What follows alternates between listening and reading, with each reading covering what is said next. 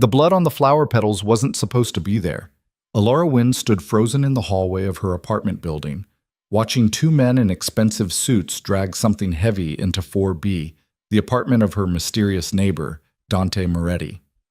When one of them turned and locked eyes with her, she saw her own death reflected in his cold stare.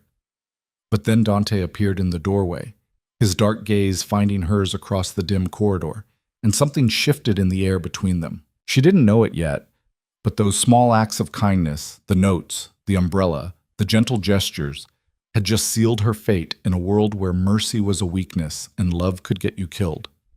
If you're ready to discover how a shy florist's simple kindness pulled her into the dangerous world of the Mafia, stay with me until the end.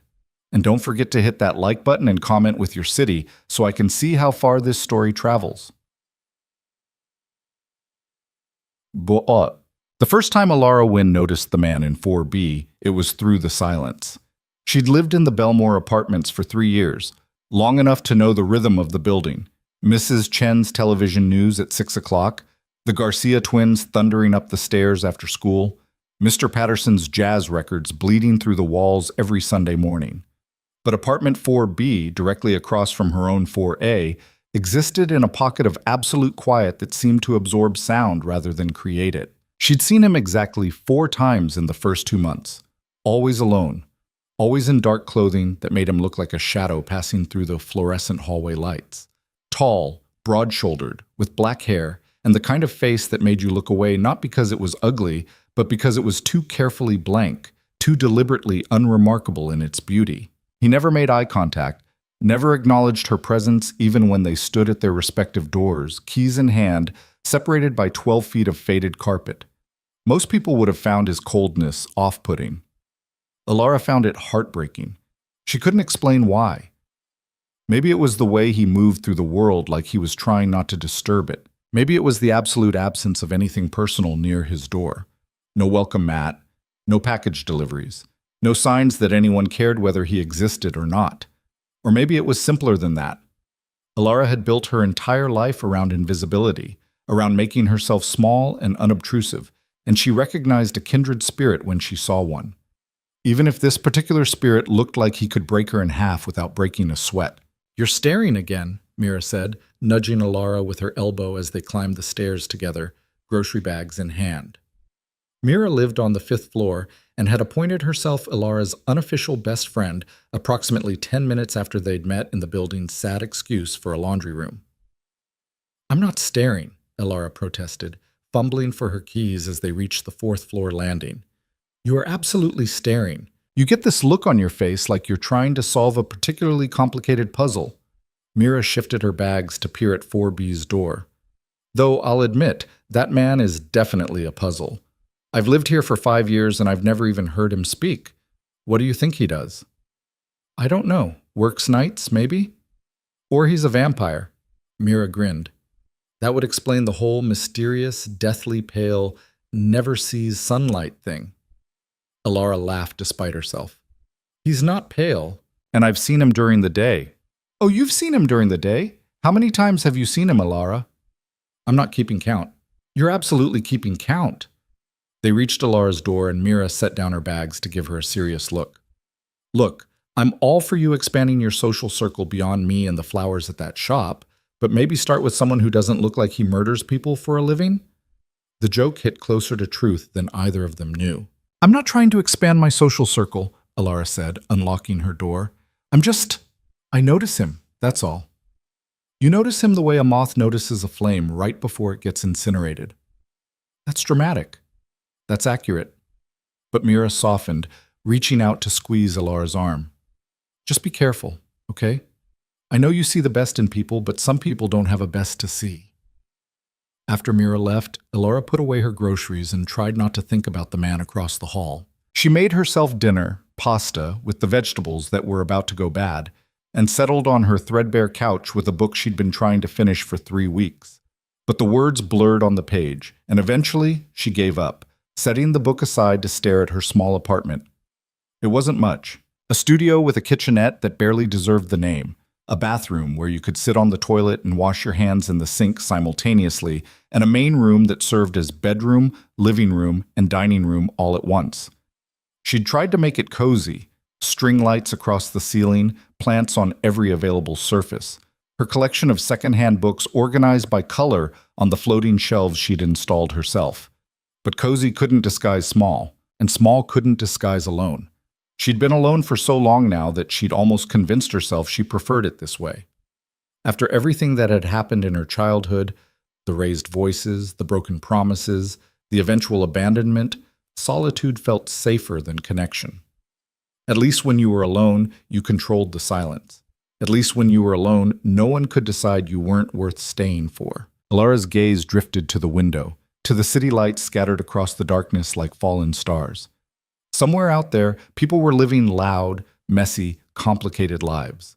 They were falling in love and breaking hearts, and making mistakes that would turn into stories they'd tell at parties. She was here, in her small apartment, living the quietest life she could manage. Except for one thing. Before she could talk herself out of it, Alara went to her small desk and pulled out a note card from the stationery set Mira had given her for her birthday. She chewed her lip, pen hovering over the paper, trying to decide what to write. Dear neighbor felt too formal. Hey felt too casual. To the man in 4B felt stalkerish. Finally, she just started writing. I noticed the fern in the hallway is looking a bit sad. I've been watering it on Wednesdays. If you'd rather I didn't, just let me know. Your neighbor in 4A, simple, harmless. A tiny bridge across the hallway that he could choose to walk across or ignore entirely. She slipped the note under his door before she could overthink it, her heart hammering like she'd just committed a crime. Nothing happened for 3 days. Alara went to work at Petal and Stem, the flower shop where she'd been employed for the past 4 years, and came home to her empty apartment. She watered the fern, a scrappy thing in a chipped pot that someone had abandoned in the hallway months ago, and tried not to look at 4B's door every time she passed it. On the 4th day, it rained. Not the gentle spring rain that brought out the worms and made everything smell like new growth, but a violent autumn storm that turned the streets into rivers and sent people scrambling for cover. Alara had forgotten her umbrella at work, and by the time she made it back to the Belmore, she was soaked through, her canvas shoes squelching with every step. She was digging for her keys, leaving puddles on the hallway carpet, when 4B's door opened. Alara froze. Dante Moretti stood in his doorway, and for the first time she got a clear look at him. He was younger than she'd thought, maybe early 30s, with sharp, angular features that looked carved rather than born, dark eyes that seemed to absorb light instead of reflecting it, a white dress shirt with the sleeves rolled up, revealing forearms marked with scars she didn't want to think too hard about. He looked at her for exactly 3 seconds, 3 seconds during which Alara forgot how to breathe, and then he held out an umbrella. For next time, he said. His voice was deep, rough, like he didn't use it often. Alara stared at the umbrella. It was sleek, black, expensive looking, the kind of umbrella that cost more than her weekly grocery budget. I can't take that. You already did. He was still holding it out, his expression unchanged. You water the plant. It took her a moment to understand. He was trading the umbrella for the fern care, a transaction, not a gift, which somehow made it possible for her to take it. Thank you, she managed, accepting the umbrella with trembling hands. He nodded once and stepped back into his apartment. The door closed with a soft click, and Alara was alone in the hallway again, dripping onto the carpet, holding an umbrella that probably cost more than her monthly rent. She looked down at the fern. Its leaves seemed a little greener, a little more upright than they'd been a week ago. And despite the cold rain still clinging to her clothes, Alara smiled. The note started after that. Nothing dramatic, nothing that crossed lines, just small observations left under his door. The mailman delivered your package to my apartment by mistake. I left it by your door. There's a water leak in the hallway ceiling. I called the super. I saw a cat on the fire escape. I think it might be lost. I left food out just in case. He never responded in writing. But small things changed. The fern got a new pot. Still simple, but whole, without chips or cracks. Someone fixed the hallway light that had been flickering for months. Once she found a bag of cat food outside her door, with a note in sharp, efficient handwriting. For the fire escape cat. They were having a conversation, Alara realized. A strange, silent conversation conducted through actions instead of words. It should have felt insufficient. Most people would have wanted more. Actual words, actual interaction, actual proof that their existence registered with another human being. But Alara wasn't most people. She'd built her life around reading the things people didn't say, around finding meaning in gestures and silences. And in this particular silence, she found something that felt almost like companionship. Mira, of course, had opinions. "You're leaving notes for the murder vampire now?" she said, sprawled on Alara's couch while Ilara arranged a bouquet she'd brought home from the shop. The flowers too damaged to sell, but too beautiful to throw away. "He's not a murder vampire." "Has he spoken to you, like actual words?" "He gave me an umbrella." "Alara, honey, serial killers give people umbrellas. That's like manipulation 101. You think everyone's a serial killer?" "I think people who don't talk to their neighbors are suspicious." Mira grabbed a piece of the pizza they were sharing. "What do you even know about this guy?" Alara trimmed the stem of a rose, considering, "I know he works unusual hours. I know he reads the newspaper but doesn't watch TV. I've never heard one through the wall. I know he drinks his coffee black because I've seen him throw away the cups. I know. Okay, you're either incredibly observant or incredibly stalkerish, and I'm not sure which is worse. I'm not stalking him, I just notice things." "You notice things about him." Mira gave her a long look. "Alara, when was the last time you went on a date?" "I don't date." "You don't date, you don't go out, you don't do anything except work and come home and water plants and leave notes for mysterious men who could absolutely be murderers."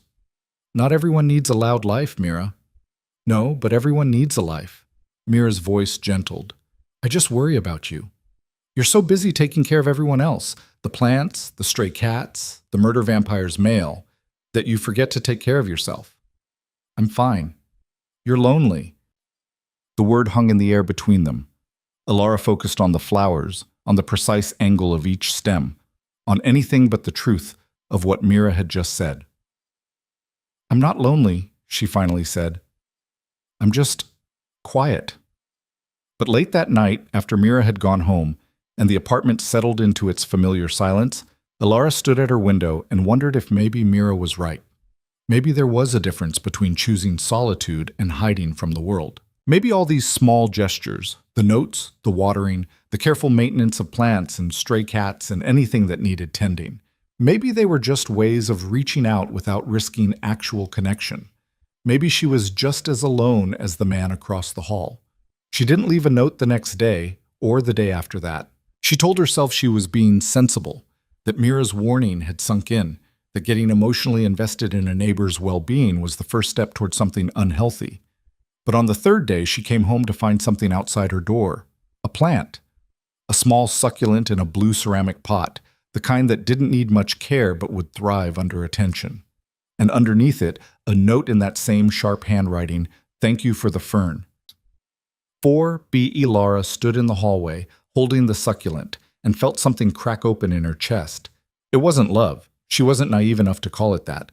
But it was connection, real and undeniable. Proof that her small gestures had mattered to someone. Proof that she'd been seen. She was still standing there, smiling down at the plant like an idiot, when the elevator dinged and two men stepped out.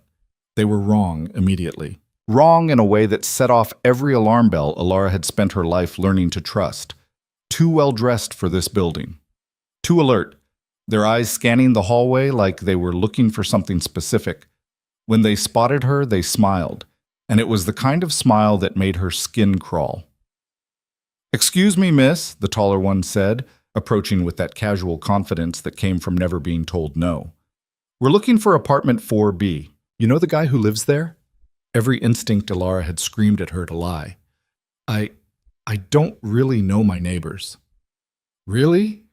The second man tilted his head, studying her with cold interest. "Because we heard there's a girl on this floor who's been real friendly with him, leaving notes, taking care of his mail. You wouldn't know anything about that, would you?" Alara's heart slammed against her ribs. The succulent suddenly felt heavy in her hands, like evidence of a crime she hadn't known she was committing. "I think you have the wrong person," she said, her voice surprisingly steady. I mostly keep to myself. The men exchanged a look. The taller one reached into his jacket, and Alara's whole body went rigid, but he only pulled out a business card. If you remember anything, he said, pressing it into her hand, you give us a call. We're old friends of his, just trying to reconnect. They left, but their presence lingered in the hallway like smoke. Alara looked down at the card. No name, just a phone number in black ink. She should have thrown it away. Should have forgotten about it. Should have walked into her apartment, locked the door, and pretended the encounter had never happened. Instead, she knocked on 4B's door. No answer. She knocked again, harder this time, her fear giving way to something sharper. I know you're in there, she said to the closed door. 2 men were just here asking about you. They knew about the notes. They knew about me. The door opened so fast she stumbled back. Dante stood there, and for the first time since she'd met him, his carefully blank expression had cracked. He looked furious, not at her, but at something beyond her, something she couldn't see. Inside, he said, now. Alara should have run, should have screamed, should have done anything except what she did, which was step across the threshold into Dante Moretti's apartment, letting the door close behind her with the finality of a trap snapping shut. His apartment was nothing like she'd imagined. She'd pictured sparse, cold, empty, a reflection of the man himself. Instead, she found herself in a space that was almost warm. Hardwood floors covered in expensive rugs, leather furniture that looked actually comfortable, floor-to-ceiling bookshelves packed with everything from philosophy to crime novels. And on every available surface, the coffee table, the kitchen counter, the windowsill, her notes. Every single note she'd ever left him, arranged in chronological order like some kind of archive. You kept them, she whispered. Did they touch you? Dante asked, ignoring her observation entirely. The men. Did they threaten you? No, they asked about you. They said they were old friends. I don't have friends. He moved to the window, peering through the blinds at the street below. What did you tell them? Nothing. I said I didn't know my neighbors. He turned to look at her, and the intensity in his dark eyes made her breath catch. Did they believe you? I don't know. Dante swore under his breath, running a hand through his hair. It was the most agitated she'd ever seen him, and somehow that scared her more than the men in the hallway had. You need to stay away from me, he said finally. No more notes, no more plants. If you see me in the hallway, you don't acknowledge me. Understand? No. The word came out before Alara could stop it. No, I don't understand. Who were those men? Why were they asking about me? What did I do? You didn't do anything. His voice was rough. That's the problem. You're innocent, and that makes you a target. A target for what? He looked at her for a long moment, and she saw him calculating, weighing options, deciding how much truth she could handle. I'm not who you think I am, he said finally. The quiet neighbor, the guy who keeps to himself, that's not the real me. That's just what I do here, in this building, because this is the one place I can pretend to be normal. Then who are you really? Someone dangerous. Someone you should be afraid of. I'm not afraid of you. You should be. But he sounded sad saying it, like he wished things could be different. Those men? They work for people who want to hurt me, and they think you matter to me. They think you're a weakness. Am I? The question came out quieter than she'd intended. Do I matter to you? Dante's jaw tightened. For a moment she thought he might lie, might push her away with cold words and colder eyes. But then he crossed to the coffee table and picked up one of her notes, the very first one, about the fern. I've lived in this building for 2 years, he said, not looking at her. In that time, you're the only person who's ever noticed I exist. Not the real me, the dangerous one. Just the man across the hall who waters plants and doesn't talk much. He set the note down carefully, like it was precious. So yes, you matter. And that's why you need to disappear from my life before someone uses you to destroy me. Alara's mind was reeling. This was insane. This was dangerous. This was everything she'd spent her life trying to avoid. Loud, messy, complicated. But when she looked at Dante, at this man who'd kept every silly note she'd written, who'd given her an umbrella and bought food for a stray cat and fixed hallway lights, all she could think was that Mira had been wrong. Some people's best wasn't easy to see. Sometimes you had to look for it in silences and small gestures. Sometimes you had to notice it in the things they tried to hide. What if I don't want to disappear? She heard herself say. Dante's head snapped up. Ilara, you know my name. Of course I know your name. I know you work at Petal and Stem. I know you take the long way home on Thursdays because the farmer's market is on your route. I know you stop to pet every dog you see and you save your coffee grounds for Mrs. Chen's tomato plants. I know everything about you because paying attention to the people around me is how I stay alive, and you— He stopped himself, but the damage was done. And me what? Ilara pressed. You're the one person I couldn't stop paying attention to even when I should have. The confession hung between them, raw and honest and terrifying. Tell me what to do, Ilara said. Tell me how to help. You can't help. You can only stay away. But those men already know about me. They suspect. They don't know for sure. If you cut contact now, they'll lose interest. And if I don't? Dante moved closer, and she could see the war happening behind his eyes. The part of him that wanted to protect her fighting with the part that wanted to keep her close. If you don't, he said quietly, then I have to take you somewhere safe. Somewhere they can't reach you. But that means leaving everything behind. Your job, your friends, your life. It means trusting me completely, even though you have no reason to. And it means accepting that the man who kept your notes and fixed your hallway lights is the same man who's done things that would make you run screaming if you knew the truth. Ilara thought about her small apartment, her quiet life, her carefully maintained solitude.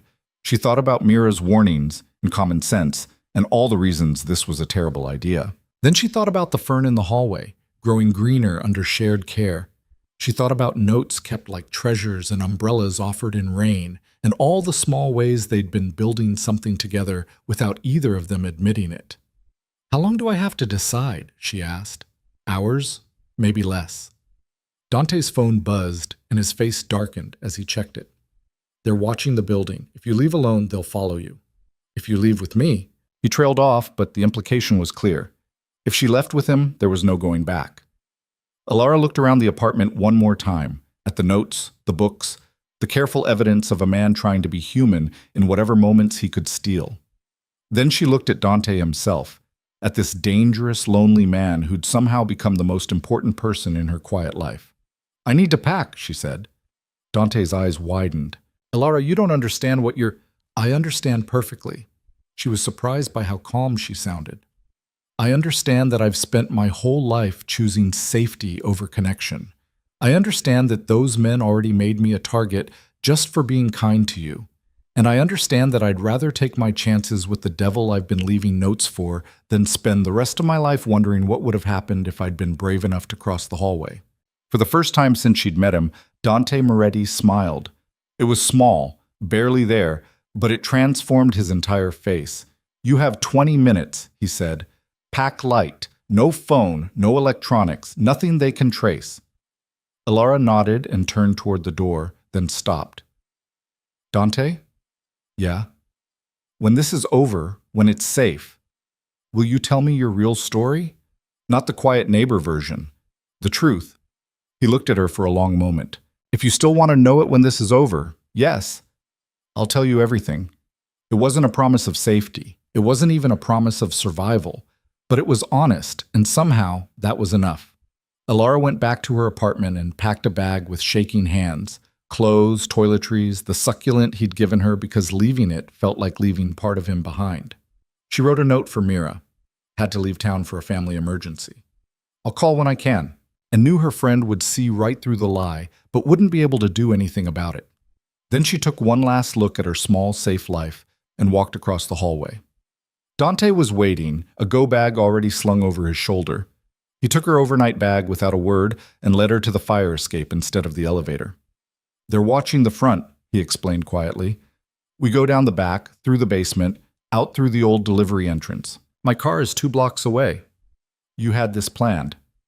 I always have an exit strategy. He paused on the fire escape landing, looking back at her.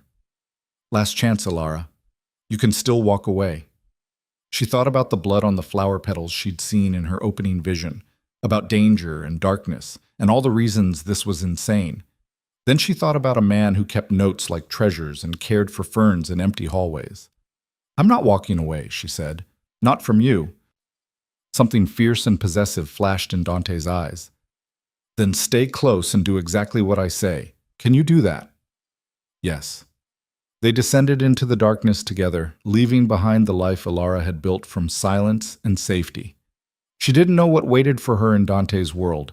Didn't know if she'd survive it, didn't know if she'd be able to reconcile the man she'd been leaving notes for with the man who lived in shadows and violence. But as they emerged into the cold night air and Dante's hand found hers, warm and solid and real, Alara realized something that should have terrified her.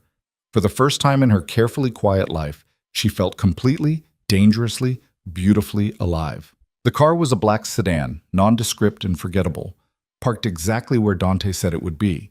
He moved with practiced efficiency, checking the undercarriage with a flashlight before opening the passenger door for Alara. The gesture was so unexpectedly courteous that she almost laughed. Here was a man who checked for car bombs, treating her like she was fragile. "Get in and stay down until we're out of the city," he said, his voice all business now. The vulnerable man who'd shown her his collection of notes had disappeared, replaced by someone harder, colder, infinitely more dangerous. Alara slid into the passenger seat and Dante closed the door with a soft click that sounded like a cell locking. Within seconds, he was behind the wheel, the engine purring to life with barely a whisper. They pulled away from the curb smoothly. Just another car in the late-night traffic, nothing to draw attention. "Where are we going?" Alara asked, her voice small in the enclosed space. "Somewhere they won't think to look." Dante's eyes never stopped moving, checking mirrors, scanning intersections, reading the street like it was a language only he understood. "There's a safe house about 2 hours north. We'll stay there tonight, figure out next steps in the morning." Next steps to what? To keeping you alive. The bluntness of it hit her like cold water. This was real. Those men in the hallway, the hasty escape, the car that Dante checked for explosives, this wasn't some romantic adventure. This was survival. "Tell me about them," Alara said, surprising herself with the steadiness in her voice. "The men who came to the apartment. Who are they? What do they want?" Dante was quiet for so long she thought he might not answer. They merged onto the highway, the city lights falling away behind them, before he finally spoke. "They're associates of a man named Victor Castellano. He runs one of the other families in the city." He glanced at her, gauging her reaction. "You know what I mean when I say families, right? The Mafia." It should have sounded ridiculous saying it out loud, like something from a movie. But the weight in Dante's expression told her this was anything but fiction. "Yeah, the Mafia." He said it without drama, just a statement of fact. "Castellano thinks I'm moving in on his territory. He's wrong, but he's not interested in facts. He's interested in sending a message. By hurting me. By hurting anyone I might care about? Yes." Dante's hands tightened on the steering wheel. "There's a traitor in my organization, someone who's been feeding Castellano information about my movements, my routines. They told him about you." Alara thought about the men in the hallway, their two knowing smiles. They knew about the notes, about the plant watering, which means someone's been watching the building, watching us. His jaw clenched. "I should have seen it coming, should have been more careful." "This isn't your fault. It's entirely my fault." He shot her a look that was part frustration, part something darker. "You were innocent. You left some notes for a neighbor, watered a dying fern, and now you're running for your life because I was selfish enough to keep your attention when I should have shut you out completely." "Would that have changed anything? If you'd ignored the notes, I mean." Dante considered this. "Maybe. Maybe they would have written you off as just another neighbor, or maybe they would have hurt you anyway, just to see if I reacted." He merged into the left lane, still checking mirrors obsessively. "That's the thing about this world, Alara. Innocence doesn't protect you. Sometimes it makes you more of a target." They drove in silence for a while, the highway stretching dark and empty ahead of them. Alara watched the mile markers flash by and tried to process everything that had happened in the last 2 hours. She'd left her apartment, her job, her entire life, to climb into a car with a man she barely knew. A man who'd just confirmed he was part of organized crime. She should have been terrified, should have been demanding he take her back, take her to the police, take her anywhere but deeper into this nightmare. Instead, she found herself asking, "How long have you been doing this? The Mafia thing?" "My whole life." Dante's voice was matter of fact. "My father ran the Moretti family before me. his father before him. It's not something you choose. It's something you inherit, like brown eyes or a predisposition for heart disease. You could have walked away. No. Well, the word was absolute. I couldn't have. When you're born into this, you're born into it completely. There's no walking away, no clean exit. You either lead or you die. Those are the only options. Alara absorbed this, trying to reconcile the lonely man who'd kept her notes with the crime boss sitting beside her. What do you do? I mean, specifically. You sure you want to know? I'm in your car running from people who want to kill me. I think I deserve some honesty. Dante's lips curved in something that wasn't quite a smile. Fair enough. He took the exit ramp, heading onto a smaller highway that cut through dense forest. The Moretti family handles imports and exports, legitimate businesses on the surface, shipping companies, warehouses, distribution centers. Underneath, we move things that customs would rather not see. Drugs? Sometimes. Weapons, stolen goods, information. He said it without shame or pride, just cold recitation. We also provide protection to businesses in our territory, mediate disputes between other organizations, and maintain order in areas where the police don't bother going. Order. Alara repeated the word, tasting its bitter irony. Is that what you call it? I call it what it is, necessary structure in a world that runs on different rules than yours. He glanced at her. You think I'm a monster now, don't you? Did she? Alara looked at his profile in the dashboard lights, strong nose, sharp jaw, eyes that had seen too much. This was a man who'd admitted to trafficking illegal goods, who lived by violence and intimidation. Everything she'd been taught said she should recoil, should see him as the villain in this story. But she kept thinking about the notes, about the umbrella and the cat food and the fern in its new pot, about the way he'd kept every scrap of paper she'd left him, like they mattered, like she mattered. I think you're more complicated than monster, she said finally. Something shifted in Dante's expression, surprise, maybe, or relief. Most people aren't that generous. Most people didn't see you keep notes like love letters. They weren't love letters. Weren't they? Alara turned in her seat to face him properly. You kept every single one, Dante. You arranged them in order. You memorized my schedule, my habits, everything about me. That's not nothing. It's surveillance. It's caring. She said it gently, without accusation. You can call it whatever you want, but you cared. That's why those men targeted me. Not because they thought I was important to your business, but because they thought I was important to you. Dante's throat worked. This is why you should have stayed away from me. This right here. You see good where there isn't any. Or maybe you've convinced yourself you're worse than you are because it's easier than admitting you're human. Human. He laughed, but there was no humor in it. Alara, I've killed people. Not in self-defense, not in the heat of the moment. Deliberately, methodically. I've hurt people to get what I want. I've destroyed families, ruined lives, made decisions that would give you nightmares. That's not being human. That's being a monster who happens to have a pulse. The confession should have horrified her, should have made her demand he stop the car, let her out, give her any escape from this rolling confession booth.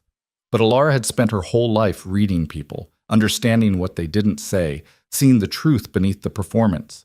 And what she saw in Dante wasn't pride in his violence, it was disgust, self-loathing, the deep exhaustion of a man who'd been playing a role so long he'd almost forgotten there was anything underneath.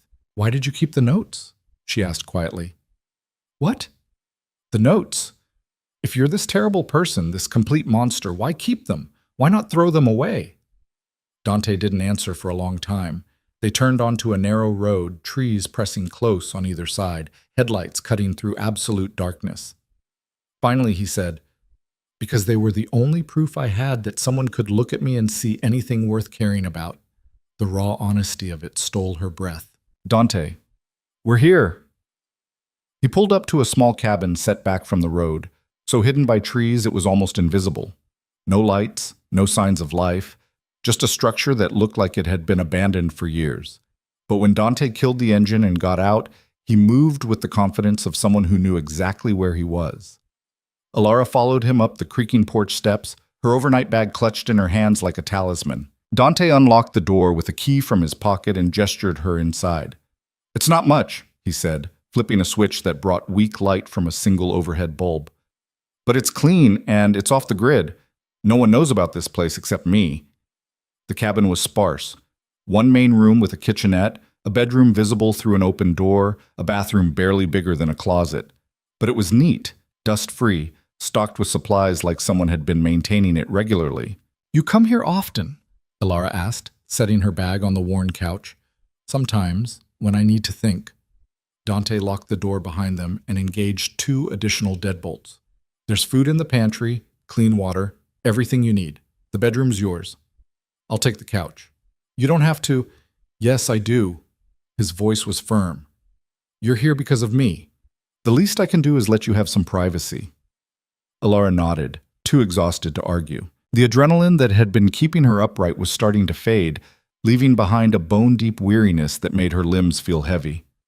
"There's a phone in the bedroom," Dante continued. "Landline, untraceable. If something happens, if anyone comes here who isn't me, you call the number written on the wall beside it. They'll get you to safety." "What about you?" "I can take care of myself." "That's not what I asked." Dante looked at her, and she saw the war happening behind his eyes again. The part that wanted to maintain distance, fighting with the part that had kept her notes like treasures. "Get some sleep," he said instead of answering. "We'll talk more in the morning." Elara wanted to push, wanted to demand answers to all the questions spinning through her mind, but exhaustion won. She picked up her bag and headed to the bedroom, pausing in the doorway to look back at him. "Thank you," she said, "for protecting me." "Don't thank me yet." Dante's expression was unreadable. "This is far from over." The bedroom was small and plain, with a double bed covered in a faded quilt and a single window looking out into darkness. Elara set the succulent on the nightstand, the only personal item she'd brought, and changed into pajamas with shaking hands. Through the thin wall, she could hear Dante moving around the main room, the sound of water running, cabinet doors opening and closing. She should have been afraid, should have been planning her escape, figuring out how to get back to her normal life, her safe life, her carefully constructed solitude. Instead, she lay in the unfamiliar bed and thought about a man who'd killed people but kept notes like love letters. A man who'd pulled her into his dangerous world but was sleeping on a couch to give her privacy. A man who looked at her like she was simultaneously his salvation and his damnation. Elara must have dozed off because she woke to the sound of voices in the other room. Dante's voice, low and tense, and another voice she didn't recognize. She checked the clock on the nightstand, 3 in the morning. She'd been asleep for maybe 2 hours. Moving as quietly as she could, Elara crept to the bedroom door and pressed her ear against it. "Tracking software in her phone," the unfamiliar voice was saying. "They would have found her within hours." "Well, I told her no electronics," Dante replied. "She left everything." "Smart girl." A pause. "You sure about this, boss? Bringing a civilian into the mix?" "I didn't have a choice. They already made her a target. Could have put her in witness protection. Let the feds handle it." "And trust the same system that has a mole feeding information to Castellano? No, she stays with me until we find the traitor." "And after?" Silence. Then, after, she goes back to her life. Safe, untouched by any of this. "You believe that's possible?" "It has to be." Footsteps approached the door, and Elara scrambled back to bed, diving under the covers just as the door cracked open.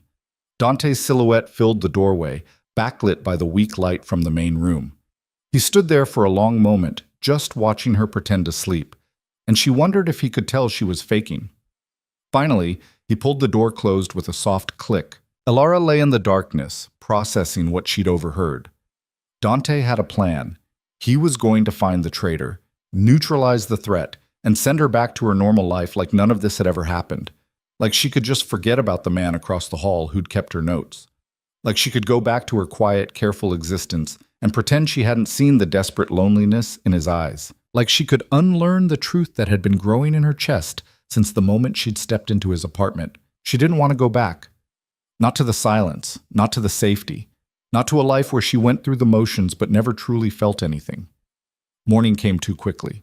Elara woke to the smell of coffee and found Dante in the kitchenette, dressed in dark jeans and a black Henley that made him look less like a crime boss and more like someone who could have been a teacher or an architect in another life.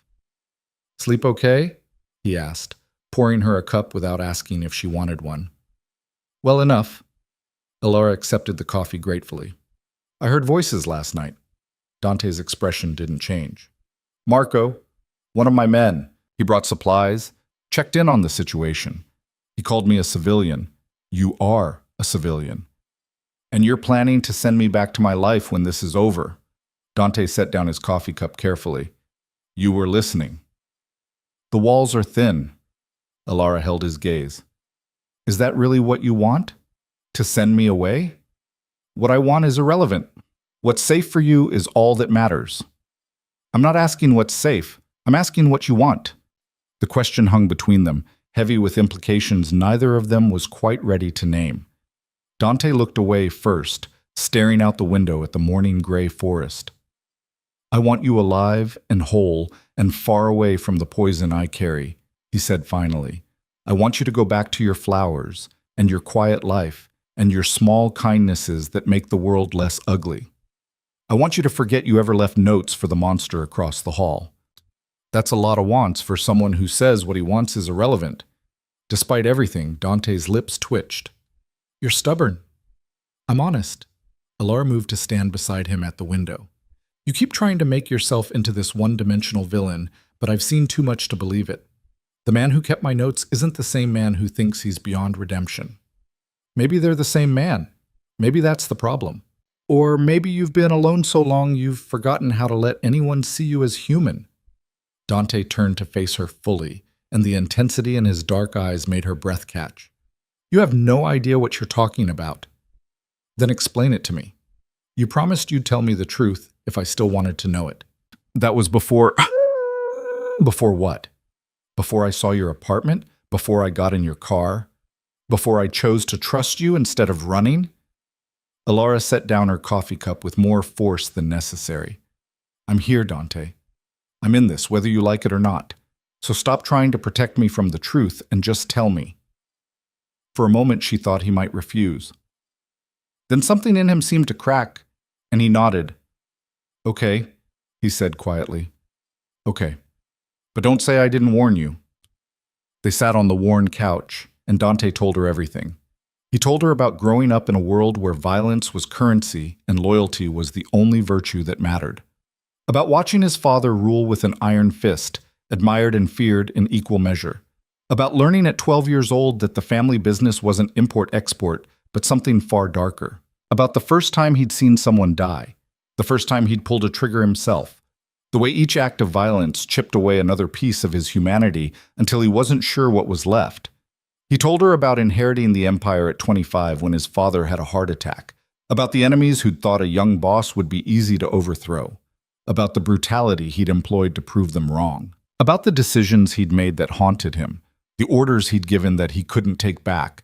The line between necessary evil and genuine monstrosity that he'd crossed so many times he'd stopped seeing it. And he told her about the loneliness. The absolute crushing isolation of living in a world where everyone either feared you or wanted something from you. Where trust was weakness and connection was leverage. And the closest thing to friendship was professional respect between people who'd kill each other under the right circumstances. "The apartment at the Belmore," he said, "that was supposed to be temporary. Just a place to lay low while we handled some complications with a rival family. But it was the first time in my adult life I'd lived somewhere normal.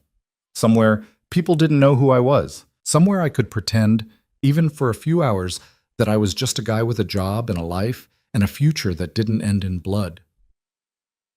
"And then I started leaving notes," Elara said softly. "And then you started leaving notes." Dante's voice was rough. "The first one, about the fern, I almost threw it away. Thought it was some kind of setup. But then I watched you water that stupid plant, and you were so careful with it, so gentle, and I realized you were just kind. Genuinely, inexplicably kind, for no reason except that you saw something that needed care and you gave it. So you kept the note." "I kept the note. And then you left another one, and another, and each one was like proof, I guess. Proof that someone could look in my direction and not see a monster, Just a neighbor who needed an umbrella or whose mail got misdelivered. He met her eyes. You have no idea what that felt like. To be seen as human, even by someone who didn't know the truth. Alara's throat was tight. And now I know the truth. Now you know the truth.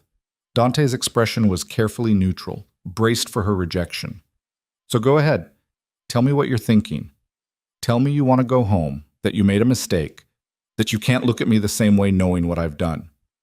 She should have said exactly that, should have recoiled from the violence he'd described, the coldness with which he detailed his crimes, the casual way he accepted his own monstrosity. But all Alara could think about was the loneliness, the desperate, aching isolation of living in a world where no one saw you as human.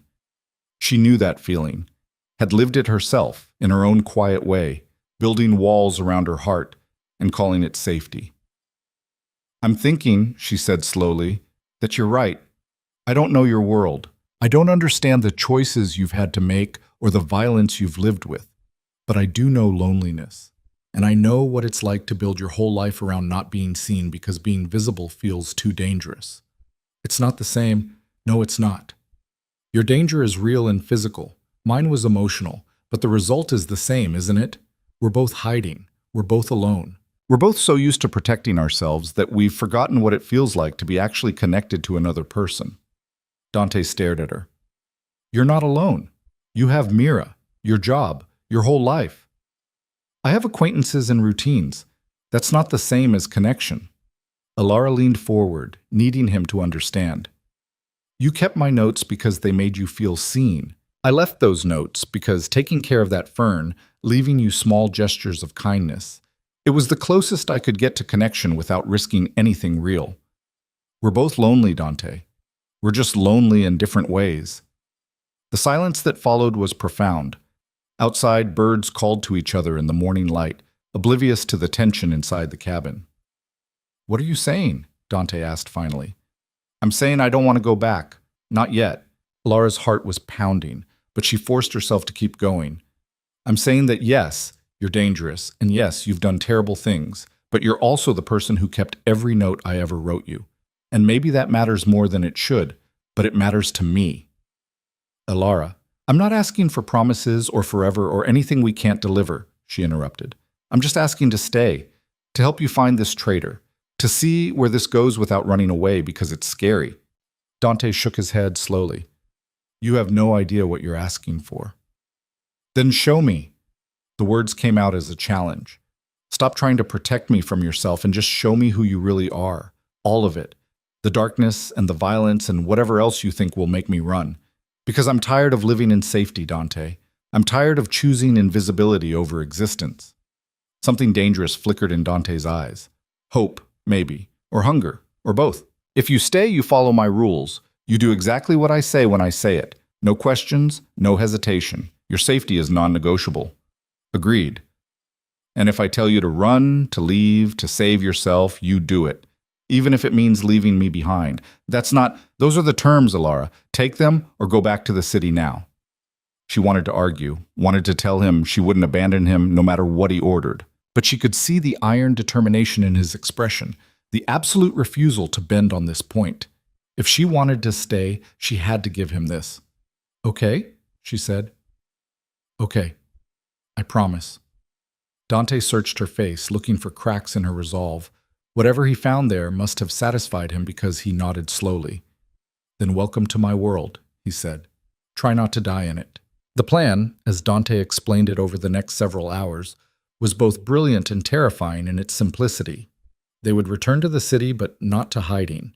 Instead, they would do the exact opposite. They would be visible, public, undeniably together. They would let Castellano's people see that Alara mattered to Dante, that she was his weakness, his vulnerability, his soft spot in an otherwise impenetrable armor. And then they would stage a breakup so brutal, so public, so devastating that no one would question its authenticity. The traitor is someone close to me, Dante said, spreading photographs across the cabin's small table. Someone who knows my routines, my properties, my people. Marco's been running background checks on everyone in my inner circle for the past month. We've narrowed it down to 3 possibilities. Alara studied the photographs. 3 men, all looking professional and dangerous in their own ways. How do we figure out which one it is? We make you irresistible bait. Dante's jaw was tight. If they think you're important to me, they'll make a move. Try to use you against me, either by kidnapping you or by feeding information about you to Castellano. When they do, we'll have them. And the breakup? Happens after we identify the traitor, but before we move against them. If Castellano thinks I've cut you loose, thinks you mean nothing to me anymore, he loses his leverage. You become irrelevant to his plans, which means you become safe. It made sense strategically. Emotionally, it felt like planning her own heartbreak. How long do we have to pretend? To be together, I mean. Dante looked at her, and something complicated passed through his expression. A week. Maybe 2. Long enough to be convincing, but not so long that it becomes complicated. Too late for that, Elara thought, but she kept the observation to herself. What does being together look like, in practical terms? Dinners at places my people frequent, public appearances. You moving into my penthouse downtown. He said it matter-of-factly, but she caught the tension in his shoulders. We need to sell this completely. Half measures won't work. So we're dating, publicly, for the world to see. We're acting like we're dating. There's a difference. Is there? The question came out softer than she'd intended, because the truth was, the line between performance and reality was already blurring for her. Every moment she spent with Dante, every piece of his story he shared, every glimpse of the lonely man beneath the monster's mask, made it harder to remember this was supposed to be strategy. Dante's eyes met hers, dark and unreadable. There has to be. They drove back to the city that afternoon, and Elara watched the landscape transform from forest to suburbs to urban sprawl, with a strange sense of unreality. Just 3 days ago, she'd been living her quiet life, her biggest concern whether she'd remembered to order more ribbon for the flower shop. Now she was returning as the supposed girlfriend of a Mafia boss, bait in a trap designed to catch a traitor. The penthouse was nothing like the apartment at the Belmore. Floor-to-ceiling windows overlooked the city, expensive furniture that looked like it belonged in a magazine, art on the walls that Elara suspected was worth more than she'd earned in her entire life. It was beautiful and cold and utterly impersonal, like a hotel room for someone who'd never learned how to make a home. The bedroom on the right is yours, Dante said, setting down her bag. Private bathroom, walk-in closet. Marco's wife sent over some clothes for you, things appropriate for the places we'll be going. If anything doesn't fit, let me know. Elara wandered to the windows, looking out at the city spread below them like scattered diamonds. Do you actually live here? Sometimes, when I need to be downtown for business. He came to stand beside her, close enough that she could feel his body heat. Most of the time I stay at the Belmore. Because you can pretend to be normal there. Because I can pretend to be human there, shut. He corrected quietly. There's a difference. Before Elara could respond, Dante's phone buzzed. He checked it, his expression darkening. We have a dinner reservation tonight, 8 o'clock at Aurelio's. It's a restaurant my people use for meetings. Everyone who needs to see us together will be there. That's fast. The faster we move, the faster this ends. He looked at her, and she saw something that might have been regret in his eyes. You can still back out, Elara. I can have Marco take you somewhere safe, somewhere far from all of this. She should have said yes, should have taken the escape route he was offering. Instead, she thought about going back to her small apartment, her quiet life, her carefully maintained loneliness, and the prospect felt suffocating. I'm not backing out, she said. I made a choice. I'm staying.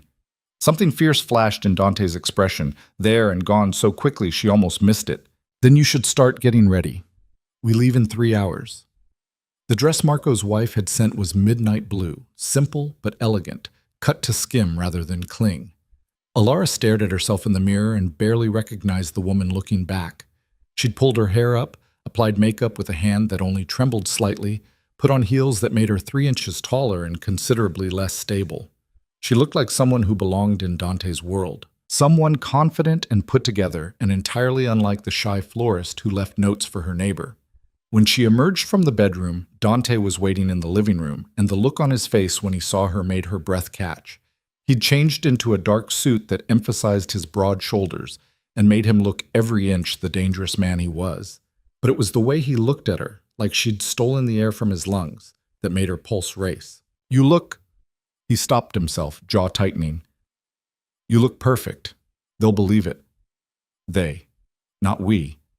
The reminder that this was performance stung more than it should have. The restaurant was exactly what Ilara expected. Old-world elegance, dim lighting, the kind of place where conversations happened in low voices and everyone noticed who came and went. Dante placed his hand on the small of her back as they entered, a possessive gesture that sent heat radiating through her entire body. Smile, he murmured against her ear. You're supposed to be happy to be here. She was happy to be here, but not for the reasons anyone would think. Not because of the expensive restaurant, or the designer dress, or the arm of the most dangerous man in the city. She was happy because for the first time in years, she felt seen. Real. Like she existed in the world instead of just moving through it. They were shown to a private table in the back, and Ilara noticed the way people watched them. Subtle glances, calculated assessments, the kind of attention that came with being associated with power. Dante ordered wine without consulting her, his hand finding hers on the table, thumb stroking over her knuckles in a gesture that looked intimate but felt strategic. The man at the bar, he said quietly, never taking his eyes off her face. Dark suit, silver tie. That's Vincent Marchetti, one of our 3 suspects. He's been with the family for 15 years, runs our operations on the east side. Ilara resisted the urge to look. What makes you suspect him? He's been asking questions about my schedule. Small things, but enough to notice. And he's been making deposits to an offshore account that don't match his legitimate salary. Dante's thumb continued its maddening stroke across her skin. Could be legitimate side income. Could be payments from Castellano. The other 2 suspects? Anthony Russo, my head of security. He's here too, 3 tables to our left. And James Chen, my financial advisor. He'll probably show up later. He always does when he hears I'm here. The waiter brought their wine, and Dante raised his glass to her. To new beginnings, he said, loud enough for nearby tables to hear. Ilara clinked her glass against his, playing her part. To taking chances. His eyes darkened at that, and for a moment she wondered if he was still acting. Dinner was a strange dance of public performance and private tension. Dante ordered for both of them, anticipating her preferences with an accuracy that suggested he'd been paying closer attention than she'd realized. Between courses, men approached their table, associates offering greetings, rivals assessing the new variable in Dante's life, allies making sure their boss was happy. Each time, Dante introduced her simply as Ilara, his hand never leaving hers, his body language screaming possession without saying a word. You're good at this, she murmured during a brief moment of privacy. At what? Acting like you care about me. Dante's expression went carefully blank.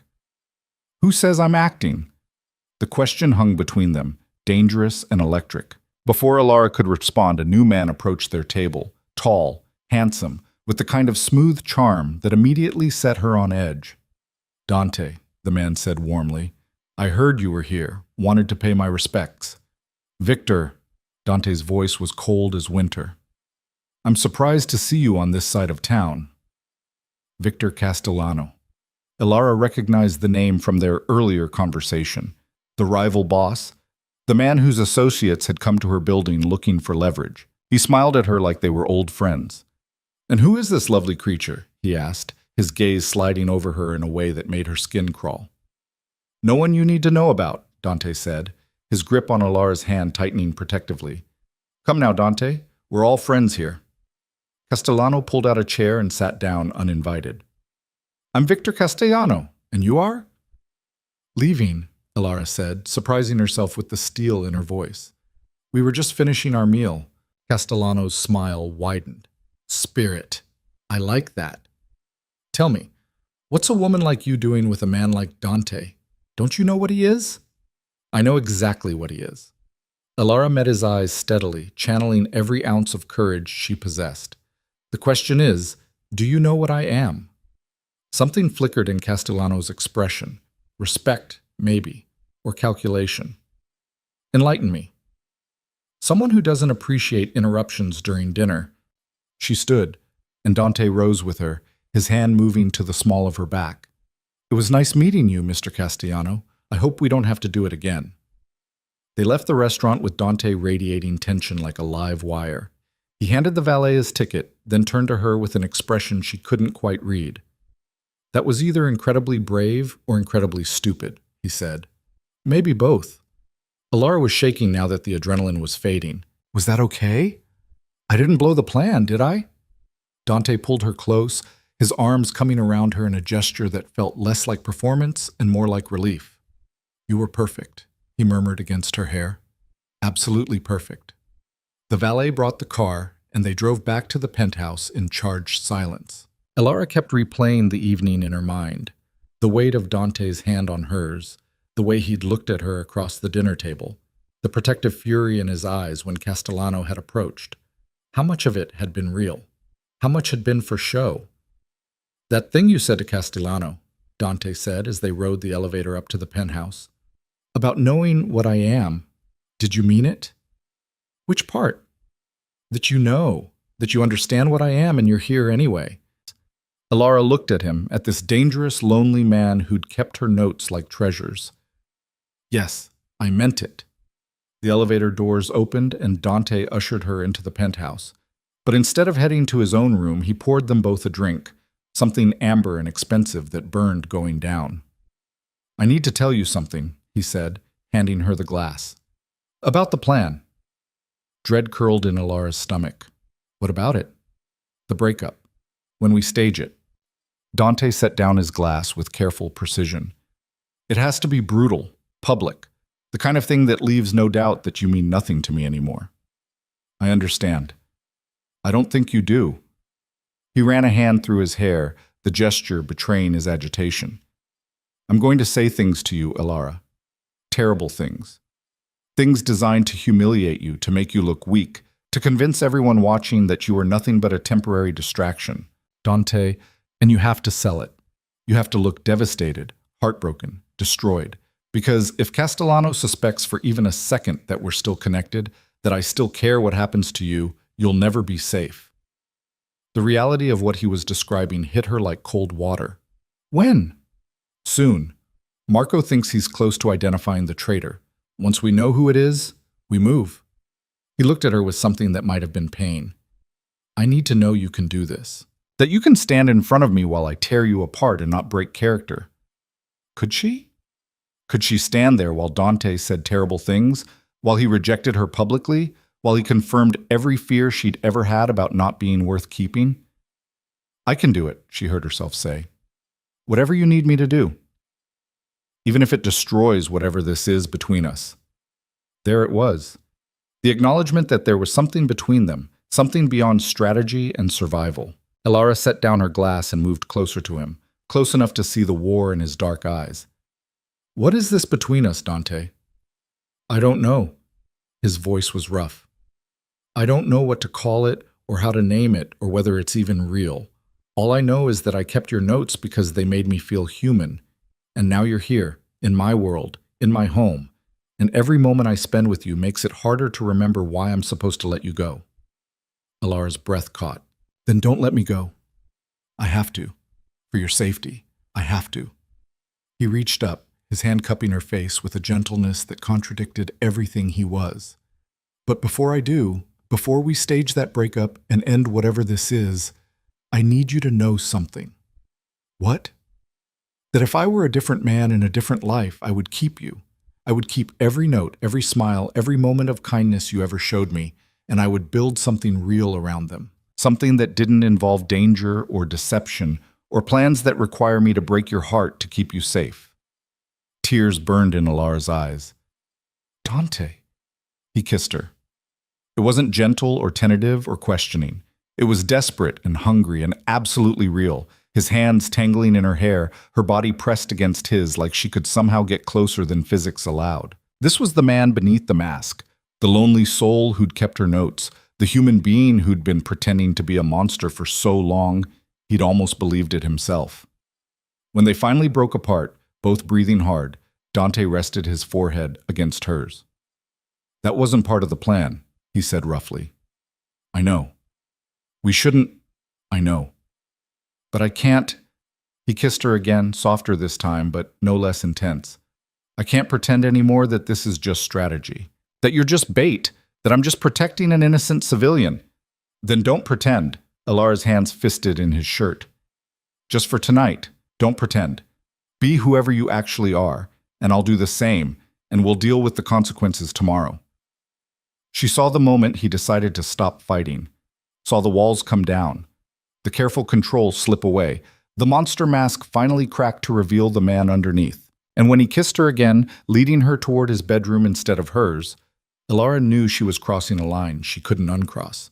But she'd been living her whole life on the safe side of lines, and look where it had gotten her. Alone. Invisible. Untouched by anything real or dangerous or worth remembering. Dante was dangerous. Dante was impossible.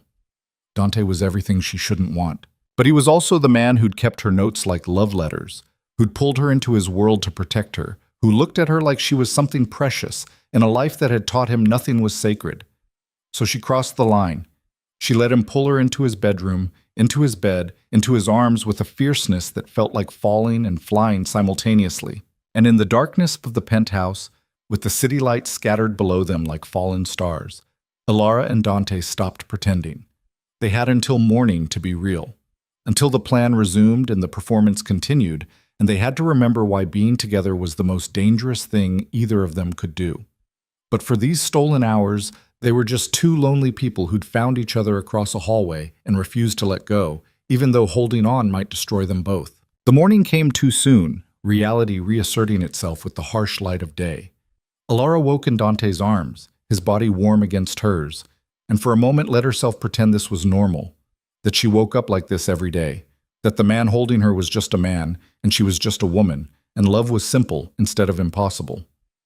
Then Dante's phone buzzed, shattering the illusion. He reached for it, careful not to disturb her, but Alara was already awake. She watched his expression change as he read the message, from resigned contentment to sharp alertness.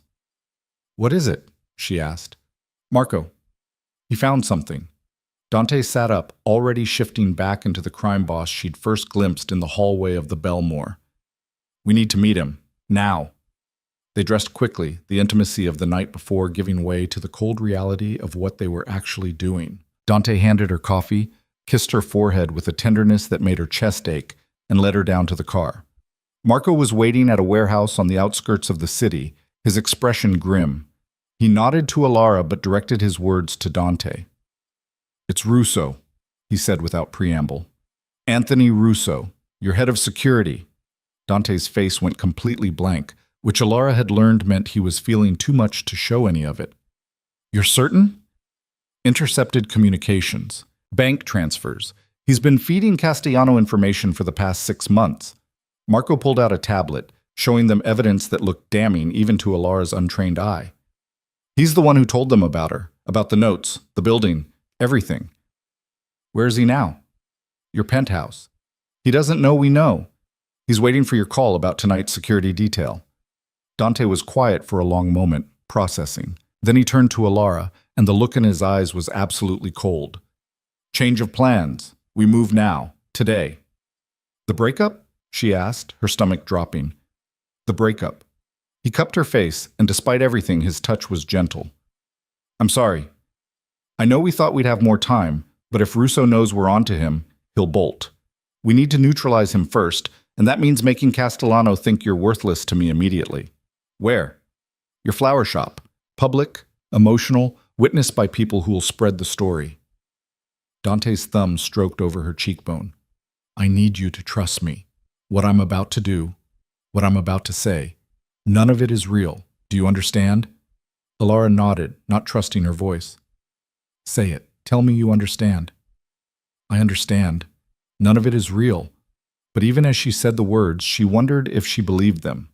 If the cruel things he was about to say might not have some kernel of truth to them. That she'd been foolish to think a mafia boss could want someone like her.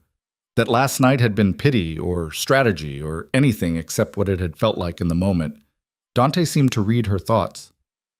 "Alara, look at me." When she met his eyes, she saw something fierce and desperate there.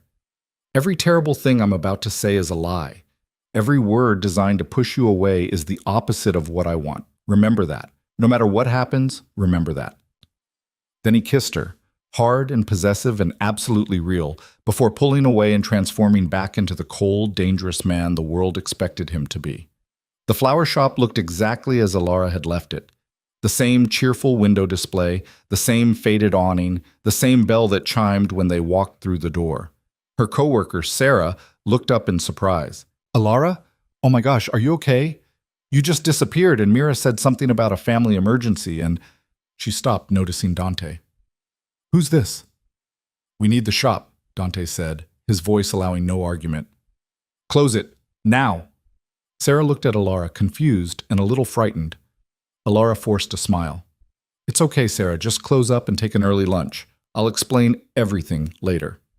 After Sarah left, casting worried glances over her shoulder, Dante pulled out his phone. "I'm calling Russo, telling him to spread the word that I'm here, that I'm handling a personal matter. He'll make sure the right people hear about it, people who'll tell Castellano. And then I break your heart in front of anyone who walks by." He looked at her, and she saw the pain in his eyes even as his expression remained cold. "Are you ready?" She wasn't. She would never be ready, but she nodded anyway. Dante made the call, his voice clipped and professional. Then he turned back to her, and Alara watched the last traces of warmth leave his expression. This was the monster everyone feared. The man without mercy or softness or any of the qualities that had made her fall for him. "Let's get this over with," he said. The words started cruel and got worse. "Did you actually think this was real?" Dante's voice cut through the flower shop like a blade, loud enough for the people gathering outside the window to hear. "Did you honestly believe I could want someone like you?"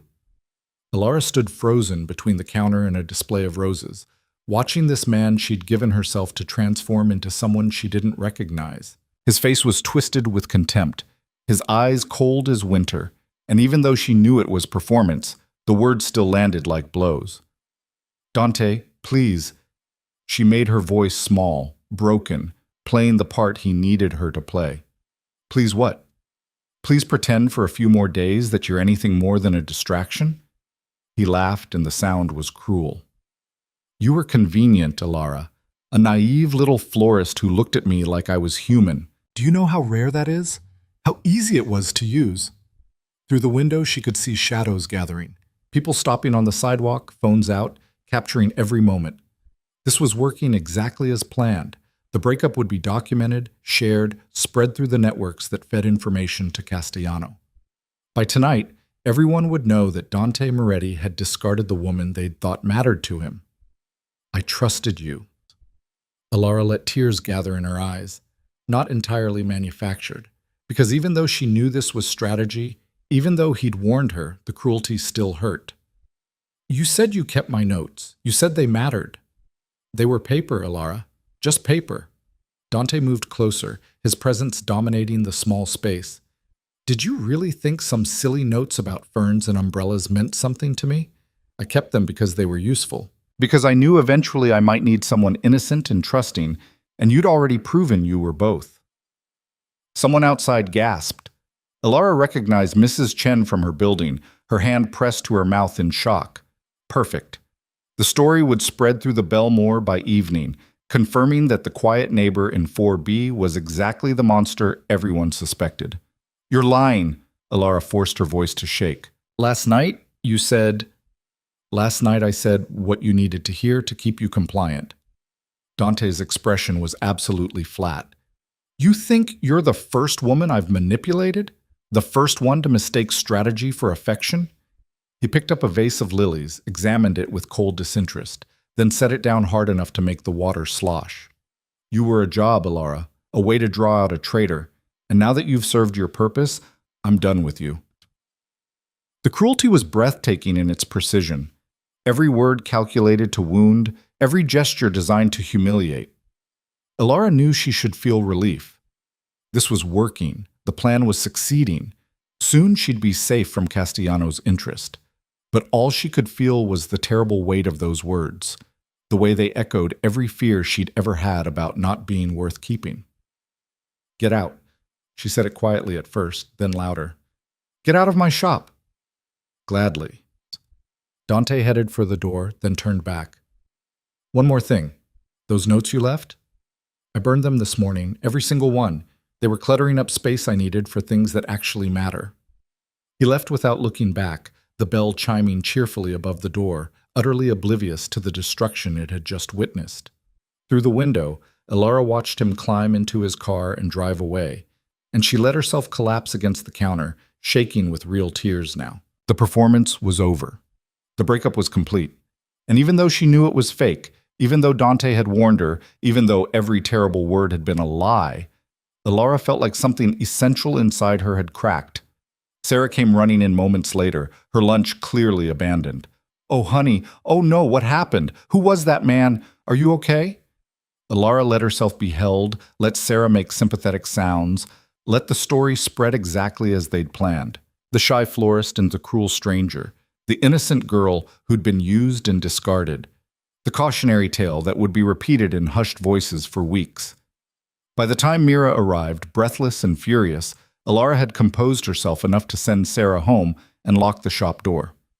Mira took one look at her and pulled her into a fierce hug. "Mrs. Chen called me. Said some bastard just destroyed you in the middle of your own shop." Mira pulled back, studying Elara's face. "Please tell me this wasn't the murder vampire." "Don't call him that."